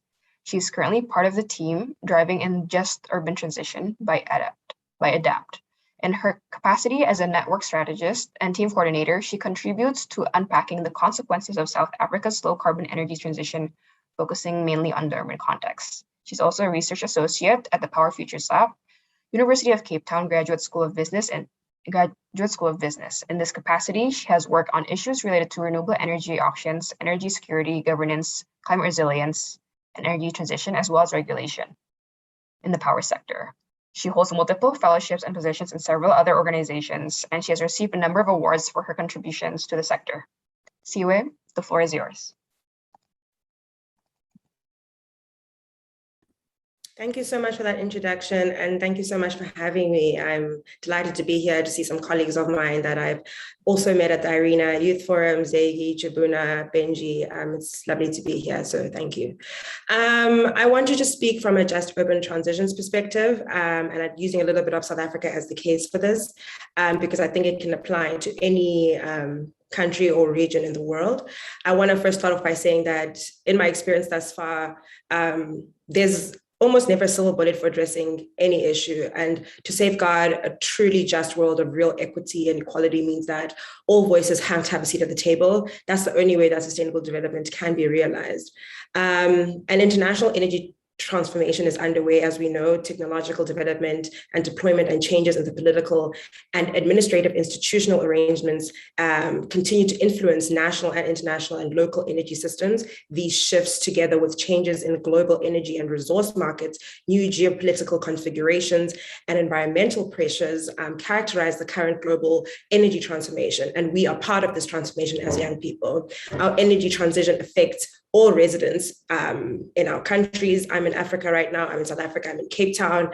And what I want to ask for us is, how do we really participate in this sector that underpins everything from healthcare to clean water supply? And I think every developing country, whether you are in Asia, Latin America, Africa, we can all relate to this. And I want to use South Africa as a primary example, because I think that we have similar lessons to learn from each other. South Africa has a very energy intensive economy, which accounts for half of the carbon emissions in sub-Saharan Africa. Its power sector is dominated by Eskom, a state-owned, vertically integrated utility that generates the bulk of its supply from coal. Eskom is currently faced with a dire financial crisis owing to factors such as corruption, mismanagement, spiraling primary energy costs, and impeding attitude towards reform, and a very outdated business model. At the same time, the most recent integrated resources plan, which is the blueprint for how we generate electricity for the foreseeable future, indicates that the least cost electricity pathway for South Africa will necessitate a move towards renewable energy, away from coal, and a mix that includes greater shares of renewables and likely gas, which will likely include a greater participation from the private sector, from community development. However, there are many that continue to resist this. I have a keen interest where it concerns the political economy of reforms within the context of the mounting pressures towards the energy transition, especially in a historically energy and carbon intensive economy like South Africa. And I wanna illustrate this by talking a little bit more about this, because many developing countries made plans to restructure their power sectors in the late 1980s and the 1990s, with policymakers using the standard textbook of reform as a guide. And reforms in South Africa stretch back right into the 20th century. However, the first national policy that put this forward put extensive reforms for reforming the electricity sector. And it was obviously set in a global environment that was experiencing shifts in energy policies. That's the post-oil crisis. And it necessitated a move towards prices that were, more in line with global energy markets, and with the role of the state being redefined, there was a 1998 white paper that specified that there's a need to introduce competition, private sector participation, making the sector a little bit more transparent. And it's important to note that the local backdrop of when this was all happening was when South Africa had just transitioned from apartheid, a brutal regime characterized by secrecy and centralization, and we were moving towards a democracy. These new plans for the energy sector were part of an overall state project to improve governance, increase access, affordability for people, stimulate the economy, stimulate economic growth, and other objectives that fit into a democratic political context. And since then, South Africa has seen many other policies and programs aimed at driving renewable energy and investment in the new generation capacity. However, the realization of these reforms has constantly been undermined by vested interests seeking to protect their own political and economic power, something that is suspiciously consistent with the previous apartheid regime, even though we live in a democracy. And if you look closely, the modes of engagement haven't really changed despite supposed change. During apartheid, the sector was characterized by an exclusive network of influential actors who retained power, the mining sector, big energy consumers, and the power company, Eskom. Eskom operated during apartheid and still continues to operate as a monopoly over generation, transmission, and the bulk of distribution in our country. And coal mining companies were the primary source of the utilities power stations, and this complicated, powerful regime, which was termed the minerals energy complex, still exists today. And it operates in the same way. But we sit here in 2021, we talk about the road to COP, increasing, using the energy sector, not only to transition into energy, clean energy, but also to use it as a tool for improving transparency, accountability, access for people, lifting people out of poverty, using it as a mechanism for improving the livelihoods of many. And I want to particularly highlight the urban perspective. When you introduced me, you spoke about the fact that I work mainly in the urban sector these days. And I want to talk a little bit about how the local context needs to be taken into account here, the role of municipalities, cities, towns, local government. It's a very neglected part of the energy transition conversation, particularly in the power and electricity sector. These are processes that need locally tailored policies and actions designed to navigate low carbon transitions at the town utility scale. Then to achieve this inclusive energy transition, there's a diverse and specific challenges and opportunities that are not always visible at the international and the local scale. Within these contexts, not only in the energy electricity system, but also for liquid fuels, for transport and electricity generation. All of this is paramount, but there's a disconnect a lot of the time between the national or international conversation and the power sector with local planning and policy. There's not a bottom-up conversation. Most of these recommendations sometimes come from the top down. That's why I feel like context like this, where you bring the youth to talk to each other, is so important, because we get to contribute in a bottom-up way where we participate in policy and decision-making. Contemporary sustainable energy transitions are driving the increased uptake of renewable energy, such as wind and solar, at different scales, from large utility infrastructure right down to microgrids and solar home systems. And as a result of this technological shift, national power sectors are undergoing a multidimensional transformation. What I spoke about using ESCOM, my own state-owned company, they're undergoing transformations now. There's resistance to make sure that you open up this centralized giant and make it a little bit more accessible for different people to enter this market. And also these multidimensional transformations include, from generation, transmission, distribution being radically rethought. And thus the increase of renewable energy technologies has a wide range of implications for energy infrastructure governance, planning, finance, ownership, the development of how we use energy. And sustainable energy transitions have implications for the entire sector. All stakeholders need to be brought to the table. Trade unions, previously marginalized societies. My colleague previously spoke about indigenous people needing to be part of the transition. Those things are so important, because local governments, communities, those are the people who people interact with. That's the interaction where people interact with energy. People don't interact with the giant. When I turn on my lights, I interact with, energy in a personal way. And, local governments bear the brunt of these responsibilities. Local economic development is what ends up being neglected if people aren't included in this. And in my own country, there's an urgent need for coherent investigation and a delineation of South Africa's just transition, its energy transition, and its local economy. And while there is significant work that exists to focus on a range of relevant, practical, conceptual policy questions, there's still a significant policy vacuum regarding this coherence and this planning that makes sense across all levels. And as I wrap up, I want to talk about a little bit more about the local level challenges that are underrepresented in the conversation, and the fact that we actively need to include a diverse range of stakeholders when we talk about this. This includes bridging the conceptual gap and communications gap between sub-national planning, national planning, international conversations, because all these stakeholders require a clear, facilitated process that supports coherent planning and action.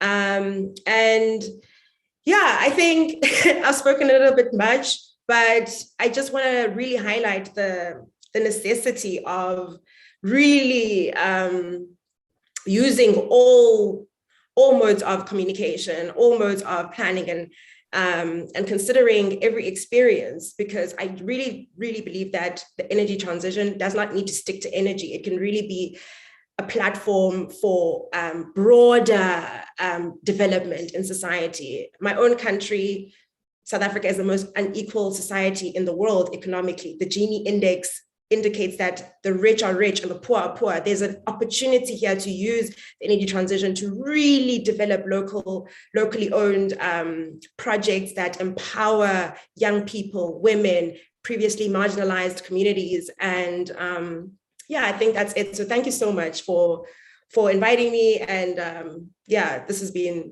great. Thank you so much. Thank you so much, Siwa, for sharing your thoughts and your views, and for our presentation overall. Dalam presentasinya, Siwa berbagi mengenai pengalamannya di ruang keberlanjutan. Pelajaran terbesarnya sejauh ini adalah hampir tidak pernah ada peluru perak untuk mengatasi masalah apapun. Menjaga dunia yang adil dengan kesetaraan yang nyata berarti bahwa semua suara harus memiliki kursi di meja. Menurut Siwa, hanya dengan demikian, pembangunan berkelanjutan dapat diwujudkan, dan hanya dengan demikian, transformasi menuju penggunaan energi baru terbarukan dapat terjadi.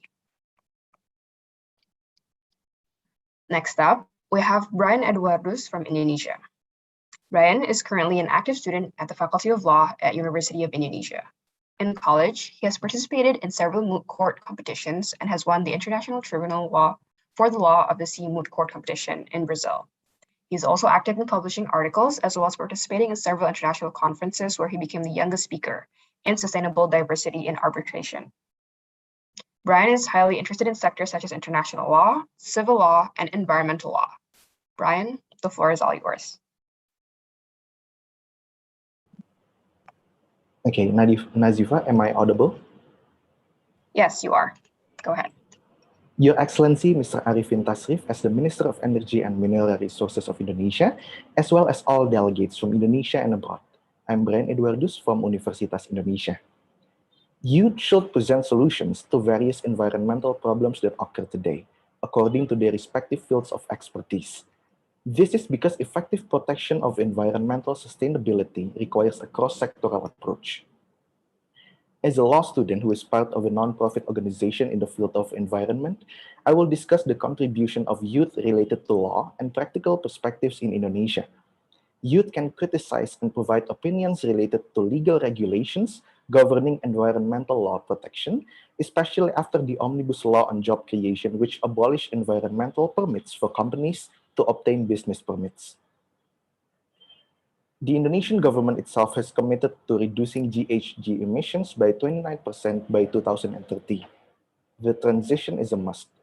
This reduction in emissions and the Earth's temperature can only be achieved by providing the widest possible space for the development of renewable energy and ending the use of fossil fuels. A global agreement to address environmental impacts can become a political capital for the government in formulating the EBT bill, or the Rancangan Undang-Undang Energi Baru dan Terbarukan, which is currently in the process of being drafted. This EBT bill is believed to be one way to streamline the energy transition and, of course, towards energy security and independence. I believe that law plays a crucial role as a tool for social engineering in encouraging the realization of goals related to environment. Therefore, substance as the first crucial aspect before implementation of the law itself needs to be criticized so that it is aimed at protecting the environment and energy in the long term, contrary to the principle of non-regression. Currently, there are regulations regarding the new and renewable energy in Indonesia, but they are still scattered in various laws and regulations that often undergo changes, so that they cannot become a strong legal basis and guarantee a legal certainty. Therefore, a special law or a new law is needed that comprehensively regulates NRE, or New and Renewable Energy in Indonesia, as a legal basis and becomes a reference for the legislation under it. Philosophically, the formation of this EBT law is the answer to the state's goal of realizing prosperity for the people of Indonesia, as mandated in Article 33, Paragraph 2 and Paragraph 3 of the Constitution of the Republic of Indonesia. The first criticism is that in the EBT bill, new energy is not an energy source that should be encouraged for a sustainable energy transition. Substantially, this terminology is problematic because it still includes coal energy sources or gasification. Besides being a high risk to the environment and public health, new energy will also burden the state's finances. Therefore, I think it's necessary to consider not including provisions regarding new energy in the form of gasification or coal liquefaction includes nuclear energy in the bill. Second, the EBT bill has not answered in detail the main issues of renewable energy management.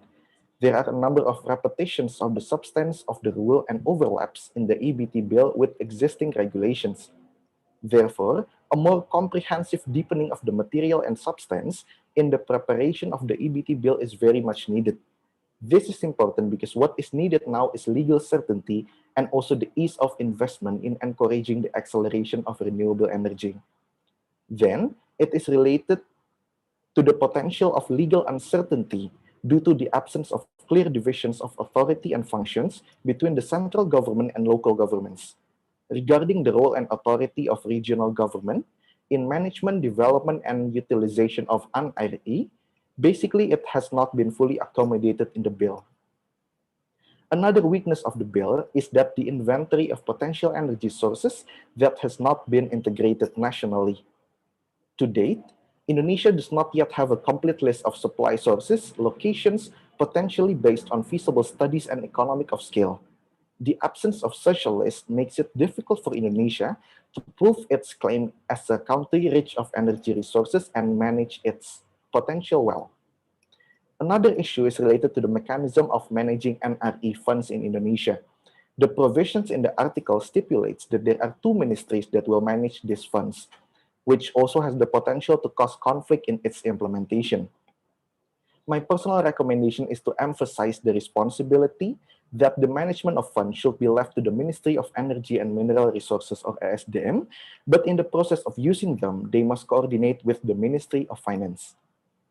If you compare the draft dated September 2020 and January 2021, you will find some differences or changes. For example, the amendment to Article 13, which eliminates the concept of Nuclear Energy Monitoring Agency, facilitates the export without having to consider the availability of domestic energy in Article 19, as well as amendments to Article 22, which eliminates the obligation to maintain new energy sources in a sustainable manner. Some of these changes above are form of ongoing weakening of the NRE regulation and must be taken into consideration before the ratification of the regulation. Lastly, the importance of legal umbrella and regulation of NRE requires comprehensive regulation to create sustainable and equitable NRE development so that the benefits can be felt by all levels of society. With this bill, it is hoped that all parties can participate in the provision of clean energy. Thank you. Thank you very much, Brian, for your presentation. Dalam pemaparannya, Brian menyoroti bahwa rancangan undang-undang baru dan terbarukan atau RUU EBT diyakini menjadi salah satu cara untuk mengefektifkan transisi energi dan tentunya menuju ketahanan dan kemandirian energi. Meski demikian, RUU EBT sekarang belum menjawab persoalan pokok pengelolaan energi terbarukan secara rinci. Menurut Brian, pemahaman yang lebih komprehensif dan mendalam terhadap materi dan substansi dan penyusunan rancangan undang-undang tersebut sangat dibutuhkan. Ringkasnya, payung hukum dan regulasi EBT membutuhkan regulasi yang komprehensif untuk menciptakan pembangunan energi baru terbarukan yang berkelanjutan dan berkeadilan sehingga manfaat yang menyertainya dapat dirasakan oleh seluruh lapisan masyarakat. Dan para pemuda memiliki peran yang penting dalam mendorong agenda-agenda tersebut. Next up, we have Vadim Kuznetsov. Vadim is a regional focal point for Europe at the SDG 7 Youth Constituency, and he is the head for sustainability and climate at BRICS Youth Energy Agency. He is currently pursuing his degree in relations at the Moscow State Institute of International Relations in Russia. Vadim has been coordinating an international project on energy transition in big cities as part of the All for Climate initiative in the EU. His expertise includes multilateral cooperation in energy transition, global energy governance, and hydrogen policy. Vadim, the floor is yours.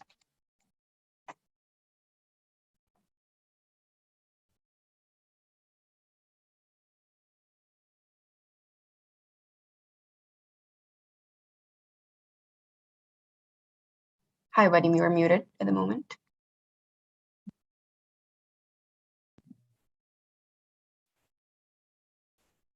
You can't hear.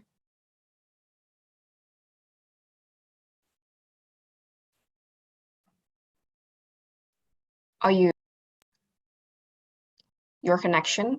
Yeah, no, it works. Thank you. Okay. So I wasn't allowed to turn it on for some reason. Oh, so, okay. Yeah. So thank you very much for giving me the floor. It is my utmost pleasure to be addressing everybody here. And as a regional focal point for Europe, I would like to give some clarifications, guidelines, and the broader picture of what is going on in the European region in terms of energy landscape and headline trends. So I would like now to invite you on a little trip and a little journey to Europe to investigate what is the current status quo of the energy transition in the region. So my first affirmation would be that European energy landscape is diverse. When we talk about Europe, we very oftentimes consider the European Union as the only actor, but this is not quite true when it comes to the energy landscape, as the EU is only part of the broader picture. There are also countries whose power systems are as important as the EU's and who play a major role in the energy transition worldwide, not only in the European part of the globe. And I'm referring obviously to the United Kingdom, to the Russian Federation, or for example, to Norway, which is also an oil supplier. Yet in my presentation, I would like to focus on two major energy powers in Europe, which would be the European Union with its 27 member states and the Russian Federation. And so now let us investigate in more detail what the EU energy transition status quo is. So as you may see, the EU energy transition is currently exemplified by the energy mix that the countries of the Union have. And I would like to hide this thing. Yes. The energy mix of the EU, counted for 2020, has been very remarkable in terms of global developments in energy. What I mean by that is that the EU, for the first time in history, has crossed the line on renewables that have surpassed the fossil fuels. This is indeed a historic change, because prior to 2020, the share of fossil fuels in EU energy mix was predominant. And now the trend is that the EU is shifting towards renewable-based energy mix. Currently, as you may see, it accounts for 38%. And when we say renewables, we mean not only wind and solar, but also hydro energy. And some of the EU countries are really rich in this resource, and also bioenergy should not be left behind. At the same time, we might observe a great share of nuclear energy, which is a great source of low carbon electricity for the European market as well. Certain countries, such as France, and I have specifically highlighted the country in the chart, relies heavily on nuclear energy, which allows, for example, France to have quite a balanced, low carbon, almost zero emission carbon emission balance in the country. For instance, in France, the share of nuclear in the total energy mix surpasses 70%. And if we end renewables, we would have a very decarbonized energy mix. However, my point is the following. Europe is very diverse, not only when it comes to the EU and non-EU countries, and I will exemplify it later with the developments in Russia, but also I would like to reiterate and draw your attention to the fact that Europe in itself is a very diverse structure. The EU inside has very different national energy mixes. So France is just an example. You may also observe some other member states whose renewables are not that omnipresent and predominant, whereas in Austria in 2020 you had almost 80% of all electricity generation coming from renewable energy sources. But again, for the EU, this year is historic. As I have already mentioned nuclear, let us see what is the nuclear energy landscape in the European region. So on the map, you may see different countries, both inside and outside the European Union, with at least one nuclear reactor still functioning or being built. France is the absolute leader in this regard, and I have already told you the numbers. Yet Russia is also reliant on nuclear energy, and as I will also mention in other parts of the presentation, it plays a significant role not only in decarbonizing the energy mix, the current energy mix, but also helps achieve a hydrogen production ambition. At the same time, Germany is still possesses some nuclear reactors, but the country has taken a decision to phase out all nuclear reactors before a very close standing date in the 30s. And this decision came after the Fukushima incident. However, right now nuclear promises different options for new customers, which is the fourth generation of reactors. They are different radically in a way that they have a closed cycle operation, and it allows users to save as much uranium as possible and not to produce much nuclear waste. Speaking about key guidelines that the EU is currently following, key policy documents, we should definitely mention the European Green Deal adopted in late 2019. Just before the pandemic, the EU has adopted this ambitious plan to become carbon neutral by 2050. And around this very goal, you have many other policy developments in place. Those that are interesting for us right now are directly linked to energy. So you may see them here, and also renewables, nuclear energy would play a significant role in achieving these goals. Now the European regulator, the EU regulator, the European Commission is considering recognizing nuclear energy, for instance, as a low carbon generation resource. And the debate around the taxonomy, what is green and what is not green, is currently ongoing. Russian energy mix, as for 2018, for example, but it hasn't changed much since then, is quite different. So you see the predominant share of natural gas and a significant portion of nuclear. However, the developments are also there. For instance, LNG gas extraction and use, and also exports, is progressing. You may also spot Indonesia on the chart, coming right before Russia in terms of LNG exports. So natural gas and its different variations play a crucial role in the current energy mix of the Russian Federation. At the same time, Russia and the Russian government clearly recognize the need for decarbonizing its economy.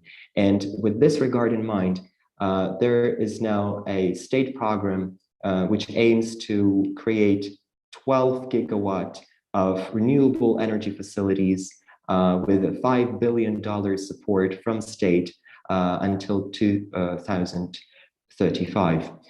Some of the examples are here on the slide, and the developments are developing at a very rapid pace. Yet there's also one crucial document being drafted. In the EU, we had the European Green Deal, and in Russia, it would be low carbon national development strategy. It's still under consideration in government, but the main outcome, if it is adopted, would be Russian pledge to achieve climate neutrality by 2060. And so it might be announced at the COP26 conference in Glasgow this year. Briefly outlining the hydrogen ambition of Russia, it's definitely worth saying that hydrogen is separated symbolically into different categories by colors. Of course, hydrogen in itself is no particular color, but it is just for people, for policymakers to make a difference. And the Russian strategy points out pink hydrogen is generated from low carbon nuclear energy, green hydrogen generated by renewable facilities, and also turquoise hydrogen, which could be generated using methane pyrolysis. And if you use this method, this tactics, you avoid emitting any CO2 into the atmosphere, which makes it very, very compliant with national development contributions and the Paris Agreement overall. Also, blue hydrogen is considered both in Europe and in Russia as a transition measure. And it takes me to my conclusion. I would like you to take one single affirmation away from my presentation, that the European energy landscape is really diverse. And when we say, and when we refer to Europe, we shouldn't be bearing in mind only the European Union or only Russia. It is very multifaceted. And both political entities are currently driving fossil fuels out at a different pace and with different considerations in mind. Russian natural gas is still prevalent, while in the EU, they point out to nuclear and renewables. At the same time, hydro energy might be also a point of cooperation as it plays a crucial role in decarbonizing hard to abate sectors. The same refers to hydrogen, as it is a very promising technology if used as fuel in the same hard to abate sectors such as steel or aluminium production. And yeah, would be glad to keep up in touch with all of you who are interested in the European energy transition and how it can result also in terms of the world transition. So you may find either me or my colleagues from Brexit Energy Agency via these contacts. Thank you. Thank you very much, Vadim, for your presentation. Dalam presentasinya, Vadim menjelaskan lanskap energi yang beragam di Uni Eropa dan negara-negara lainnya. Vadim berbicara tentang bauran energi saat ini dan bagaimana campuran energi di Uni Eropa berubah dalam beberapa tahun kebelakang, di mana pada tahun 2020 pemakaian EBT di Uni Eropa melampaui pemakaian energi berbasis bahan bakar fosil. Lebih lanjut, Vadim berbagi pemikirannya tentang keseragaman di antara negara-negara Uni Eropa dalam mengejar tujuan energi bersama. Ia menekankan bahwa kesepakatan hijau Eropa atau European Green Deal dapat bertindak sebagai pengungkit untuk transformasi energi di Uni Eropa. Di luar itu, ia juga berbicara tentang Rusia, negara non-Uni Eropa yang berperan aktif dalam transisi energi Uni Eropa, dengan ambisi energi hidrogen sebagai salah satu alat untuk dekarbonisasi yang dapat membantunya untuk mencapai target net zero emisinya. Moving on, last but not least, we have Yumna Zakia from Indonesia. Yumna is currently the president of the Society of Renewable Energy at Bandung Institute of Technology, while also pursuing her degree in electrical engineering. She's passionate about renewable energy, which is shown through her participation in related events and competitions. Yumna, the floor is yours. Okay, thank you, Nazifa. Good afternoon, everyone. The Honorable Society of Renewable Energy, the panelists, fellow delegates, and ladies and gentlemen. My name is Yumna Zakia as President at Society of Renewable Energy IPB. And to start the session, I want to share a quick story with you. One day, a biology teacher at a high school located in Sumedang, West Java, came up to me, addressing her concern about the climate crisis and her desire to contribute for energy transition to the school she worked for, which is located near cattle production. The interesting thing was, she was asking for SRE ITB help to transform the school into renewables. It made me realize two things. One, the public is actually starting to have considerable awareness of clean energy, yet we still lack in translating it into action. Two, young people have enormous power to create change, and in fact, society trusts us to be at the forefront at the energy transition. They trust us, and they even come to us. Digging the problem deeper, Indonesia and hundreds of other countries have committed to address the impact of climate change through the Paris Agreement.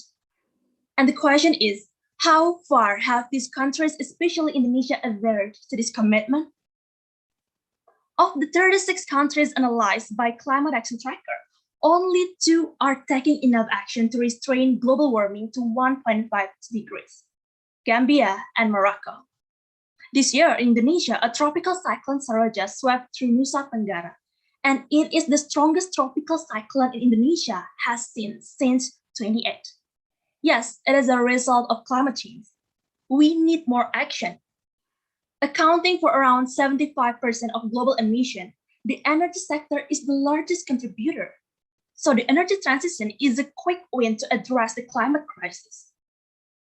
With more than 64 billion of young people in Indonesia, we have more than enough power to take action. Young people are the closest to understand those real local challenges, and young people are able to get message across the world in a matter of minutes, connect ideas, and create changes. Young people are able to support energy transition strategy ideas and projects, which is precisely what we need in order to accelerate the energy transition. Then, how can we utilize the youth's power? Here, I also want to share what has Azari ITB as youth organization done to reinforce the energy transition. Azari ITB tried to utilize the untapped energy sources by implementing renewables energy projects, starting from the smallest scope that we can reach. And currently, Azari ITB is focusing more to address issues in West Java for the development of biogas and wind power, since West Java is one of the wind power potential and the second largest cattle production in Indonesia. Outside of that, Azari ITB escalate renewable energy ideas project. Just for the following year, Azari ITB is expected to generate 6 renewable idea projects, and we try to spread more awareness and educate more people about renewable energy through project-based learning program and the public events. Yet, we still face some challenges. Increasing public awareness is not enough to motivate them to adopt to new behavior. Real action is needed. Other than that, most of the institutions have absolutely no green funding, such as school. The school operational assistance of BOSS Fund did not cover for it. So, in this occasion, allow me to propose what youth organization needs from the government to support Indonesia energy transition. 1. Integrate young people in any policy and decision making, as young people have been at the forefront as the fight of the global movement. And I'm glad today the youth have the opportunity to get involved here. And I hope it is not last only for this day. 2. Develop the comprehensive policy architecture and funding structure related to sustainability project in the smallest scope that we can tap, such as school, university, public places, institution, and so on and so forth. We try to make every single small entity do action for at least energy efficiency, which is the first step for energy transition. As Siwe also mentioned before, how countries in Africa empower the climate action starting from the local stage. And we can learn also from Gambia, who is taking the climate action using the institutional framework for climate policy and strategy. And last but not least, local communities such as youth organizations must be placed at the center of the energy transition. The government will not be successful in the national dissemination of clean energy without gaining the trust of the smallest entity, which is the residents. So, to end this session, I believe if everyone has the awareness, just like the teacher that I mentioned before, if young people utilize their power at the forefront of the energy transition at idea and implementation level, and if the government escalates the climate action starting for the small scope through political and economical aspect, I believe net zero emission is not an impossible goal for Indonesia. Because when we work together, we can change everything. I'm Yumna Zakia. Thank you. Thank you very much, Yumna, for your presentation. Dalam paparannya, Yumna menekankan mengenai pentingnya peran pemuda dalam mewujudkan komitmen Indonesia dalam the Paris Agreement. Yumna percaya bahwa kaum muda sadar akan tantangan lokal dan juga mampu menghubungkan dan menyebarkan berita dengan cepat. Itu merupakan kedua hal yang menurut ia sangat penting untuk mempercepat transisi energi. Lebih lanjut, Yumna memaparkan pemikirannya tentang bagaimana cara mewujudkan transisi energi di Indonesia melalui beberapa cara yang meliputi diantaranya pemanfaatan sumber energi baru terbarukan yang optimal, menyebarluaskan kesadaran akan kepentingannya energi baru terbarukan, serta melibatkan kaum muda dalam proses pengambilan kebijakan dalam topik yang terkait. And thank you everybody. That marks the end of the delegates' presentations. And thank you to all of the delegates for the inspirational stories, captivating ideas, and proposals as to how we can advance the energy transition into renewable energy. Now, moving forward, we will have a discussion session with the distinguished panelists. I will now open the floor to the panelists for any questions or comments towards the delegates' presentations. Each panelist will be given the opportunity to ask and or comment towards a maximum of 2 delegates' presentations, with each question and or comment lasting for a maximum of 3 minutes only. I will gather all of the panelists' questions first, before then addressing them to each question to the respected delegate. I will now give the floor to Mr. Wiryadi Jaya to convey any comments and or questions you might have towards the delegates' presentations. Mr. Wiryadi Jaya, the floor is yours. Hi. Okay. Thanks, Nazifa. Good afternoon, morning, evening, wherever you are dialing into this event. Thank you for the delegates for sharing the great ideas, experiences, and also stories. I've been working in the renewable sector for quite some times now, mainly deploying wind, solar, hydro, hybrid across Asia-Pacific region. There's definitely no one-size-fits-all kind of approach in the sector. So different market, different location, different technology requires different kind of approach, right? So it is comforting to know that the youth movement has been now very much integrated across countries, across continent, with great ideas that are current and relevant with today's situation in several different regions as well. So with great connectivity, as you know, and creativity, youth can offer so much in this field. And coupled with credibility to this kind of platform, I'm sure that the youth movement will be the force in this sector that the sector need, right, to enable and also to accelerate the market even more. So again, thanks for doing this and having me in this part of the journey. Perhaps on the questions, I'll try to bring the angle from private sector perspective as the one doing the business, and also I'm coming from the private sectors and might be bringing the angle that might be relevant here. There are several common themes across the presentation, having the access and platform for the youth, inclusiveness, and also the just transition, right? So very interesting. Perhaps from my side, the question will be around Mas Ilham and also Mbak Yumna. I understand you discuss about very interesting talking points to encourage the inclusive cooperation between government, private, indigenous people, and also how to place local communities in the center of the energy revolutions, right?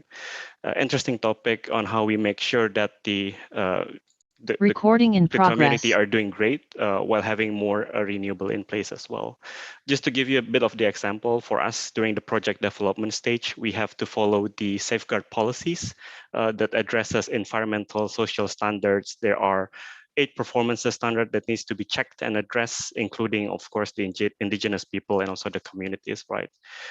In terms of inclusiveness, what we typically do in the new sectors in the market for us in the private sectors, before any projects, we try to come into the market and try to empower them and transfer the knowledge early. So once the projects are happening, everyone is ready and project can be effective, right? So just maybe Yumna and also Ilham, to gather your thoughts as the young generation might have a different kind of perspective, right? How and what can the private sectors, including startup companies, for example, do more or do better, perhaps with the youth organizations such as SRE, to make sure that we can protect this community and even empower the young generations in the community to also achieve the renewable targets, right? So I think that's my questions to Ilham and Yumna. Thank you.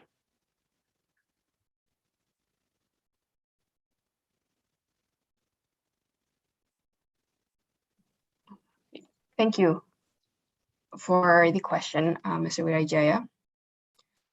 Moving forward, I will now secondly, give the floor to Ms. Andrea. Ms. Andrea, the floor is yours. Thank you, Nazifa, and good afternoon, good morning, all the delegates. I'm very impressed and happy to be part of this discussion. I hope that I'm still in the range of the youth for the age, because I really want to be part of this. So I think the whole delegates present different angle. But I have comments. First is that you all are part of the youth movement in different countries.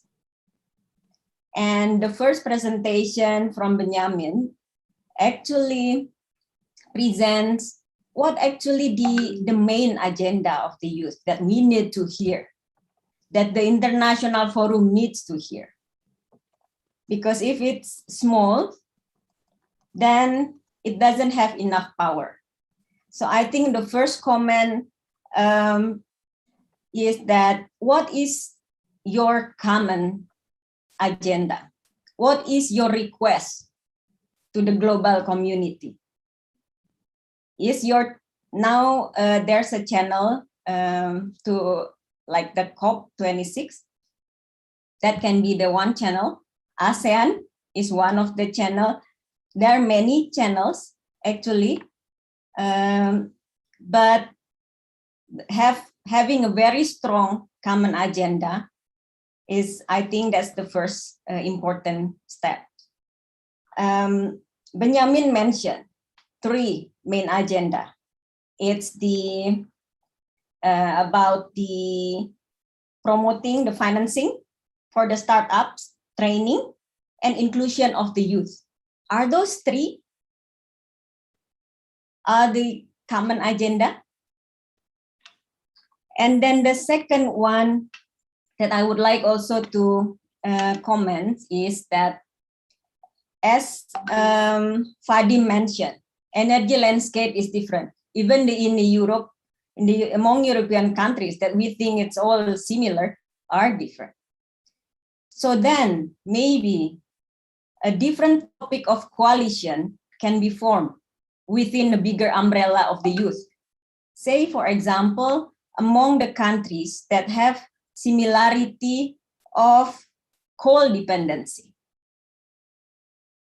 The coal dependency for the power sector, but also for the economy. Indonesia, China, Vietnam, name it, the key countries that really high dependency, because it will have the same issue on how to transition the energy. Another coalition that can be formed, I think, is the countries with the small islands, the archipelagic countries. It will be really relevant with the result of the high-level dialogue on energy, the UN, the recently high-level dialogue of energy, in which the access of the electricity or the energy poverty is still the main issue, in addition to the decarbonization of the energy system. And the proposal of the appreciating the indigenous right, promoting the micro hydro versus the big hydro plant, the microgrid approach, that fits well with the countries having small islands. So I think making a smaller coalition, that will be another important effort or attempt to consider. But I'm really impressed with all the with the sharing that all the delegates presented. I have a specific question though. First is to Indonesia, from Mas Naufal Musri. So particularly you mentioned on how the that there are many collaboration platforms, yeah. And I just wonder, UN, for example, is promoting the more ambitious NDC to all the countries. So how do you think that the youth in Indonesia can participate in sounding to the government to have more ambitious NDC targets? Because you know that Indonesia has resubmitted the NDC, but basically the target is not different to the previous one. It's more exact, but that's not more ambitious. So how can the voice of youth and can strengthen that NDC of Indonesia? I'm also would like to ask for to Siwe. Sorry if I'm pronouncing your name wrongly. So I'm really learning that your utility company is similar to the Indonesian utility company. So it's it's a dominant and monopoly of the whole power sector. I'm interested in your statement that actually increasing the good governance in energy transition needs a bottom-up planning inclusivity of the local level to the national level and to international level. So I just wonder if we want to involve at the local level's voice, how can the youth association or youth movement can facilitate this bottom-up process? So those are two of my questions. Thank you so much, all the delegates. Over to you. Thank you, Ms. Andrea, for your comments and questions. Moving on, lastly, I will now give the floor to Mr. Satria for any comments or questions that you might have. Mr. Satria, the floor is yours.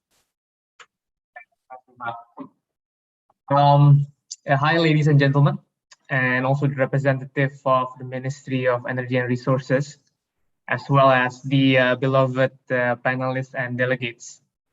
So I'm from BCG, and we as a company together, we have advised some of the biggest energy companies and also governments. And maybe I can share a bit with the floor on what's the best practices and what's the way forward for governments to strengthen their climate actions. But before that, from my point of view, the delegates have presented really excellent ideas and insights, also hypotheses, right, for accelerating the climate change. And I think this emphasizes that the youth, especially you guys, have the power to really move the needle in the sector.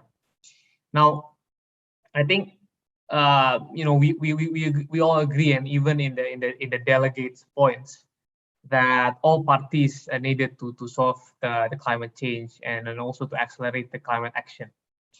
I mean, while we are still far from ideal, when we see something major problems like COVID-19, for example, we see hope, right?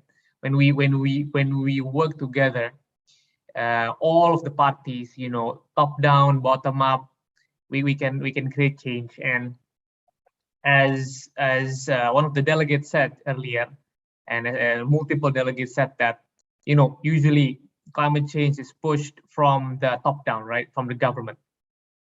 But not only from the top down, from bottom up. And let me share what we see as a key success factor on pushing the climate change. So both of the top down approach is needed, but then the bottom up approach is also needed, right?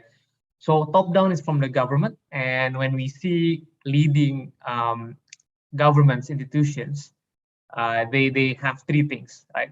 The first one, basically they need to set an ambition. That's paramount, right? In order to push climate action, they need to have a clear ambition. So do the countries have carbon neutrality targets, for example, and sector ambitions? And then the second one, after they have ambition, of course, the government needs to have a roadmap, a clear roadmap, right? Targets roadmap. So how to achieve the ambition with intermediate targets. And then from the second, after the second point, usually it's translated to the third point, which is the policy. So are the targets supported by policy frameworks that are effective enough to actually enable the aspiration of decarbonization and everything. So top-down approach, those three are key, right? When we see countries like Sweden, one of the leading countries in the climate change, of course, they have this strong three pillars, and every country needs to have those three pillars: so ambition, targets, and roadmaps, and also policies in order to push, right? But then, not only that, we see that countries like Sweden, they have strong top-down approach, but they also have a strong bottom-up support as well. So there are enabling infrastructures that we see can support these three pillars to set the policies, to set the targets, to set the ambition, but also to realize them, right? So first, I think it also I think it will also relates to my question, but then the enabling infrastructure are first. I think a country needs to have a strong resources and human capital, right?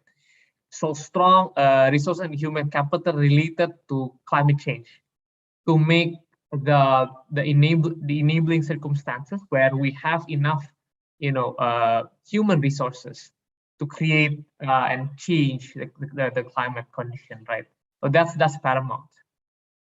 The second one is, I think, relates to the active coordination itself from the companies, private sectors, the SOEs, but also the communities, right? The indigenous people. So how the people, the society can help coordinate climate movements, but also programs. So, for example, we see SRA doing something in West Java, and then some of the mini grid solutions. I think that's one of the example of the active coordination from the bottom up, right? And then thirdly is actually building consensus. So building consensus means that the youth or the society help facilitate the spread of message that the climate is important, because without this, government may have problems in really executing those three key pillars, right? So that's the third one, basically building the consensus, and we see in leading countries that this consensus building is key. The fourth one may be the society can help in also doing the fourth enabling infrastructure, which is to help monitor and evaluate of the progresses, the ambitions, the targets, right? The government can really achieve these targets or not, and to help monitor and raise if the ambitions or the targets are not met, right? So it's also a bottom-up iteration where the society can help monitor and evaluate the targets, the ambitions, etc. Right? And lastly, the fifth one is actually in terms of the knowledge, so building knowledge, sharing the knowledge, and also building the technical capabilities inside the country as well. So working together with leading institutions in building this knowledge and also in building this technical aspects are very important as well. So the bottom-up approach basically those five can help with those five enabling infrastructure, and I think some of the delegates have mentioned a couple of points related to this enabling infrastructure, and I wanted to ask my questions or just discuss with Yumna and Brian. So I think Yumna, you mentioned on how the Society of Renewable Energy, your organization, can help with this programs, right? With these programs, this mini grid solutions, but also to enable the youth, right? And it's actually my question is related to the first enabling infrastructure, which is to how to build the resources and human capital, right? So my question is, in your point of view, how this youth organization can help and enable the acceleration of the development of human capital in the climate action movement, right? How can these programs and how can the Society of Renewable Energy push us for a climate-ready human resources, right? So that's the first question, because that's very, very important. We see that a lot of countries, they have these strong climate-ready human resources, but then I think Indonesia has room for improvement in that aspect. So how these SRE or these other youth organizations can help accelerate that. And the second one is to Brian. So Brian, you mentioned about the EBT bill, the renewable energy bill that is going to be announced soon by the ministry. But my question is more on how can youth actively coordinate and enforce these points that you make? So what is the specific methods for youth to give inputs, do you think, that might work? Because it's a balance of top-down and bottom-up approach. But then when it comes to bill or when it comes to policies, sometimes it's very tricky to give input. So do you think what specific actions can youth bring in order to smoothen this bill and also to enhance it, right? So that's my two questions for Yumna and Brian.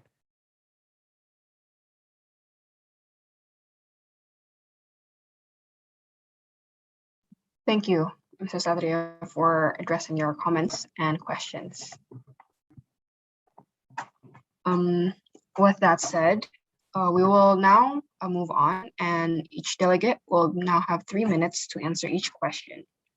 So I will recap the question and ask it to the delegates. The first question that I would like to ask is from Mr. Wiryadijaya to Ilham Nugraha. We see it is necessary to involve stakeholders and work together to push the agenda for energy transition. And Mr. Wiryadijaya asks specifically, how can the private sector do better and better cooperate with youth organizations? Maybe Ilham, you can answer that question. Yeah, thank you very much for the question, because it is interesting issue and almost being discussed in every COP. Yeah, so how could private sectors do better to protect indigenous community or involved with community in general? As I said earlier, we need to change the framework that we use. Instead of just communicating and let them agree or let them know that we want to build something better for them, we should acknowledge there's knowledge system and their way of life, because the most important thing are not only about their acceptance, because we don't know whether our effort is the best effort possible. As I said also earlier, by acknowledging the knowledge, we would encourage new innovation based on indigenous knowledge. So I think it will be the way that private sector could do better in making renewable energy or other related projects to be better serve community. And I think it is also could be done by students with many projects that they could do, and also government as the holder and those who hold the responsibility for the indigenous community. So I think it would be the way to protect community and to better serve community.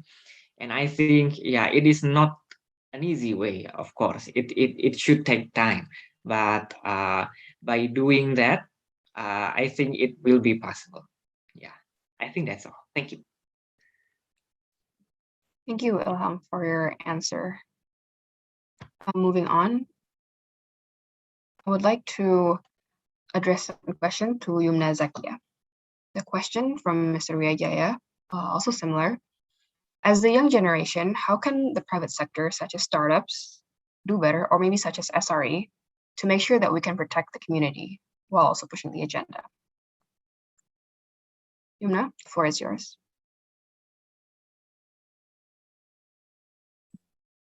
Okay, sorry, can you repeat the questions? Yes, so Mr. Wiryadijaya asked a similar question too, towards you and towards Ilham, but maybe to further specify it. So as a young generation, how can the private sector as well, such as startups, do better, or maybe such as SRE, to make sure we can protect the community while advancing in renewable energy transformation? Okay, thank you, Mr. Arka, for the questions. Regarding the policy and also the funding, I believe it is something that is related to each other. And the ease of funding can be completed with the ease of policy in Indonesia, also including the policy between private and also the public stakeholder, especially in energy sector. It is also one of my recommendation and my proposal to the government is to shape a comprehensive policy architecture and a funding structure, including how we can build a partnership between private and also public sector. And I think the two major things that we can do to make optimal use of this is the first one. If we take a look of Gambia, which has already walked the talk into the reduction of the temperature rise or something like that, they utilize the private-public partnership for the green funding and so on and so forth.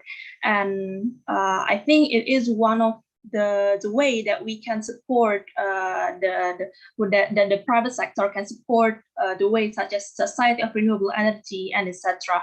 by like one of the example is just like by applying off-grid business models to the private sectors and how the private sector can be involved commercially in implementing like rural electrification or just like what SRE ITB has done to make use untapped energy sources in the village or something like West Java and something like that. So basically, how the private sector can help us to build the business model and make the renewable energy projects come true. And any other support that the private sector can do for the youth organization is something that is related to the technical feasibility, how the startup, especially startup that works in the renewable energy sector or something like that, or outside that, can give any type of technical feasibility and human capital support. And it is interesting also how, especially in renewable energy startup in Indonesia also developed. I think that's it for me regarding how the private sector can support the energy transition, especially for the youth organizations such as Azari ITV. Thank you, Yumna, for your answer. Now the third question, I will address it to Naufal Musri. Ms. Andrea has a question and asked, how do you think Indonesian youth can participate in sounding to the government to have a more ambitious NDC target? You'll now be given 3 minutes to answer. Naufal, the floor is yours. Okay, thank you, Nazifa, and thank you for Ms. Andrea. Thank you for UNDP, absolutely, for what UNDP has done in Indonesia for a few decades, especially to support you to becoming more contributes in Indonesian government or Indonesian participation. Okay, we know sometimes the policy adapt with the actual conditions. So in terms of that, to answer Ms. Andrea's questions, I promote the importance of youth force to join green jobs and push more about green investing. We know once youth can distribute to build startup, because startup is create a larger portions of new jobs and economic contributions to the country growth. Considering that startup companies are based on innovations of the startup, so the innovations can represent the low carbon developments and energy transitions and etc. For what I see on the past few years, Indonesian youth have a big impact on startup influence to the governments. We already see the result of youth influence by startup in digital payments, on mobile transportation, or any lifestyle that startup brings by the youth innovation. So why not we maximizing the startup growth momentum that we have now, to including the renewable energy sector as the one of the closest factor to push Indonesian regulation more aggressive in NDC. Somehow Indonesian government will react to the growth of RE sector in our daily life basis. So we, like we said earlier, because the government always adapt to the actual condition, we hope with the growth that youth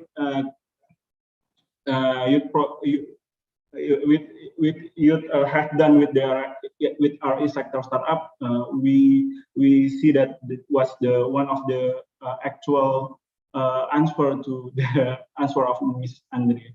I hope that's all can answer that Ms. Andrea questions. Thank you. Back to you, Nazifa. Yes, thank you, Naufal, for your answer. I would like to ask the next question, and I can ask the next question to, because we are pressed for time currently. I will ask the fourth question to Siwe. The question that Ms. Andrea posed is, if we want to involve local level voice, you think, how can the youth movement facilitate this bottom-up process, since the utility companies and the countries, our countries, are similar? Siwe, go ahead. You have 3 minutes to answer and the floor is yours. Thank you so much. This question is twofold. So the first addresses the vertically integrated youth power utility. South Africa at the moment is currently, has proposed plans and is underway to unbundle. So instead of becoming a vertically integrated monopoly, we're going to try and unbundle by creating, generation, transmission, distribution, separate entities to create a little bit more transparency, so that it's not just like one body, but several companies that are split, to create more accountability, etc. South Africa is very coal dependent, highly coal dependent. We account for 50% of the of sub-Saharan Africa's carbon emissions right now, and Eskom last week was named the biggest power utility in terms of sulfur dioxide emissions.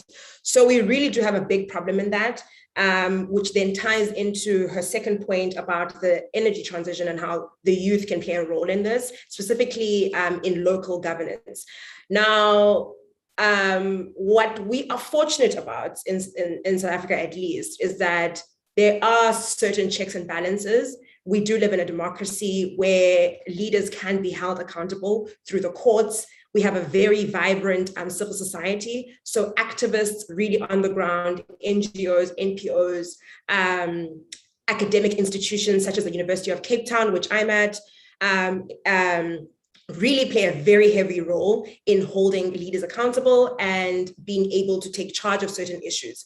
I can give an example. Very, very recently, we had the Department of Energy in our country try and mitigate our electricity crisis. We have very high prices, and we have we call it load shedding, but it's basically blackouts where there's not enough generation capacity feeding in. And instead of investing and directing funding towards renewable energy projects that are locally owned, they tried to get power ships they happen to come from Turkey into the country. And these are gas power ships that are going to float on 3 harbors in the country. Very dangerous for the environment, very dangerous for marine life in the oceans, and just the country in general, because these prices are going to be set according to international rates, not fixed rates. So there's a price volatility issues where the consumer would end up paying more. So how do we work around this, where you've got the government making a proposal that the citizens aren't part of? To this effect, academic institutions, civil society, it was people being able to voice themselves, taking the government to the courts, being able to hold them accountable, youth from the ground up, saying, we don't want this. This is not our future. We don't want gas power ships. We want renewable energy. We want solar that is sustainably owned by communities, by municipalities, through small-scale embedded generation, through private participation that is at least locally owned, not an expensive, dirty fuel, foreign fuel that is not going to, in the long run, serve the interests of the South African people. So I hope that kind of answers how the youth can play a role. The youth can play a role by genuinely being active and present, engaging in a very formal way, because I think we sometimes think that big power, people with influence are untouchable, but they are, because when we mobilize, we literally mobilize just a lot of people, just similar to how Fridays for the Future kind of happened. That's how it happened. People were writing articles, making submissions to Parliament, challenging. And I think it's very important to realize that you do have a voice, because it literally happened in my country a couple of weeks ago. So yeah, I hope that answers that question.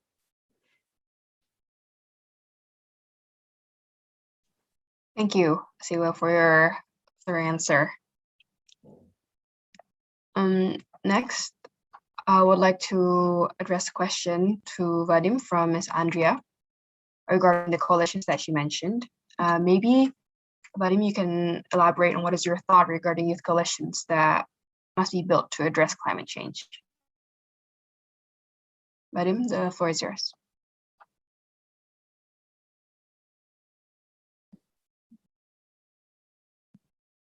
Vadim, you're muted. Yeah, now can you hear me? Yes. I can hear you. Great. Yeah, thank you for the question. And it is really relevant as personally, I am engaged in the work that BRICS Youth Energy Agency does. And BRICS is an acronym that is composed of the first letters of 5 countries: Brazil, Russia, India, China, and South Africa. So this grouping of countries emerged back in 2000s as an informal gathering for, back at the time, fastest developing economies of the developing world. And what we have in common up until now in the energy sector is the high energy intensity. So if we look at the world map, trying to seek for another grouping of countries that would be as energy intense as the BRICS, we wouldn't find any. And so altogether, we need to seek for means to address the issue. And the primary step, it was mentioned by one of my colleagues during a presentation today, one of the means is to start with energy efficiency. It is the first step towards an energy transition. And we as young people in the BRICS Youth Energy Agency from all the 5 countries, we jointly take up every year the festival, which aims at raising awareness and engaging young people in energy efficiency debates, meetings with policymakers, and drafting solutions. Another way for building the interstate youth coalitions regarding certain energy challenges is to conduct joint research.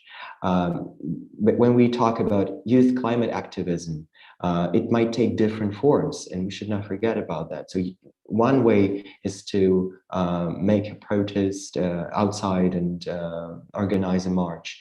Another way is to submit your own proposals to the governments, and this is what we also do in BRICS Youth Energy Agency with our annual research. We have an annual outlook publication that is luckily reviewed by ministries of energy of the respective countries. And this is how we ensure that policy making is science-based.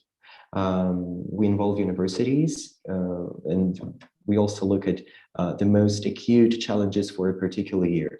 So for example, in 2020, it used to be the pandemic and its adverse effects on the energy system, as well as some prospects for the energy system to recover in a more sustainable way. Regarding some other groupings, without being so specific about BRICS, I would definitely support youth action uniting small island developing states. As we are all aware, at the United Nations, this is an official name for such countries, and predominantly in the Caribbean and the Pacific. When I was in Milan, Italy, a few days ago at the pre-COP youth event, I spoke to some of the youth delegates coming from those small island developing nations, specifically from the Caribbean nations. And unfortunately, I was not, expecting such a response, but unfortunately, they said that they are really closed in their geography, so that they do not really reach out to their colleagues from the other part of the globe. But problems are indeed common. Problems are shared.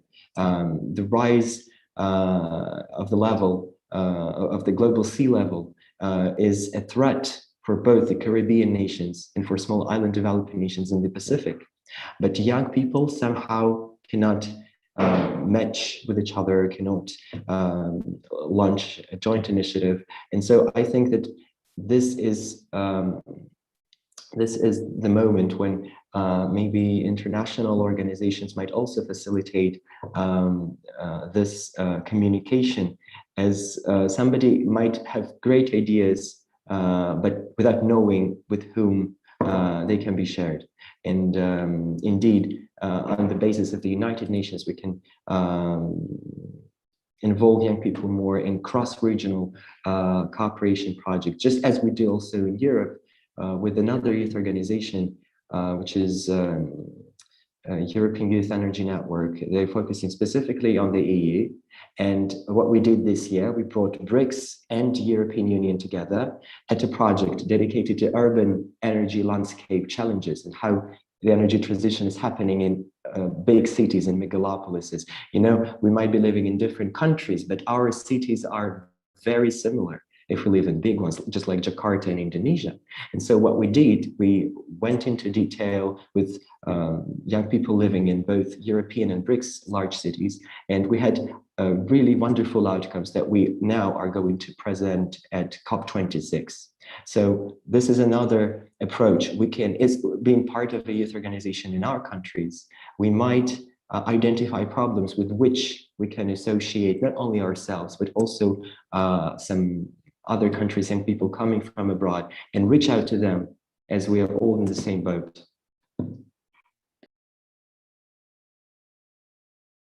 Okay, thank you, Vadim, for your answer. Looking at the time, I will address one last question from Mr. Satria to Brian Eduardus. The question that Mr. Satria asked was, in regards to the EBT bill, how can youth actively coordinate and enforce this voice that you make? What is a specific method that youth can do to give inputs that might work? Maybe Brian, you can answer it in, you know, as maybe compact as you can, and parents can. And I'm going to answer it as short as possible, maybe because lack of time. So thank you, Mr. Alvar Satria, for the question. My answer will be slightly related to Vadim's answer before.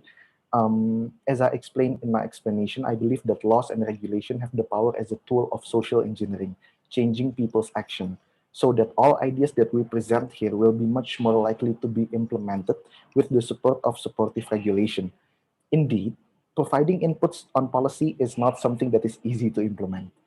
For me as a law student, we often conduct studies on legislation plans and participates in research conducted by my lecturer several times, but are often not taken into account, although there are also some success stories, but not that much. This is, of course, because of policy or legislation itself is not only a legal product, but also a political product. So what is sought is not only the best rule or the best protection for environment, for energy, but the one who fulfills the desires of various parties that needs to be facilitated. However, I still feel that this does not eliminate the obligation of young people to keep voicing it on various occasions and ways. I think that one of the strengths of youth is creativity. I have attended one of the courses related to tools for academic engagement in public policy by MIT, and one method of conveying ideas was to convey them openly in a public sphere. The rights to voice itself is protected by the law in Indonesia, and I guess almost in every country in the world, as long as it does not conflict with public order. Often, voicing in public is associated with anarchic demonstration, but as youth, we must use creativity that we have to make various propaganda and information to convey the message we want to convey.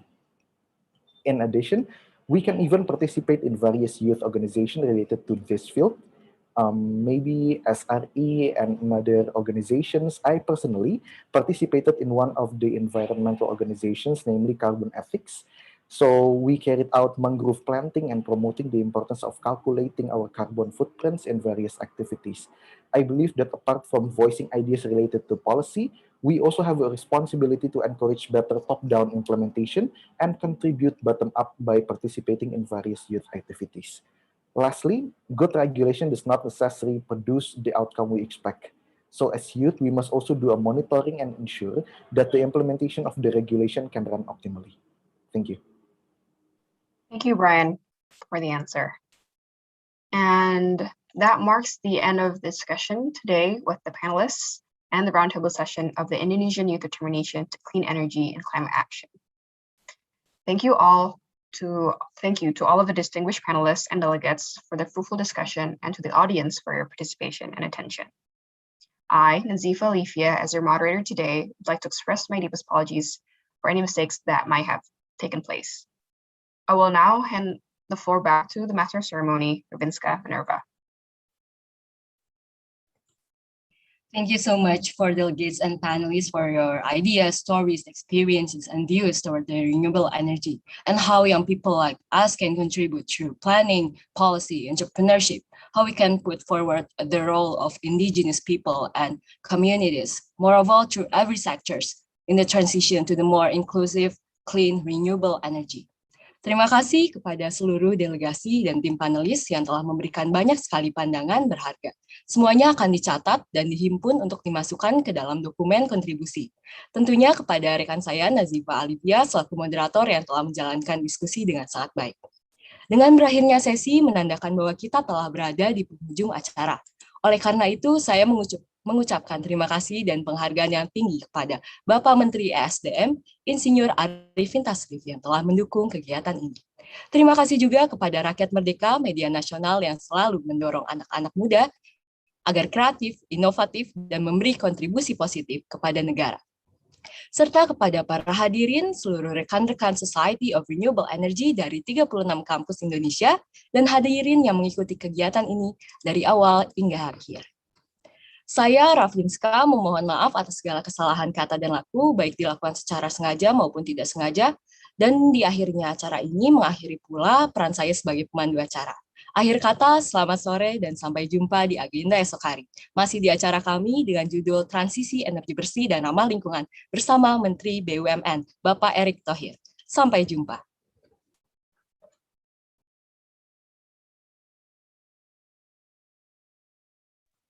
Recording stopped.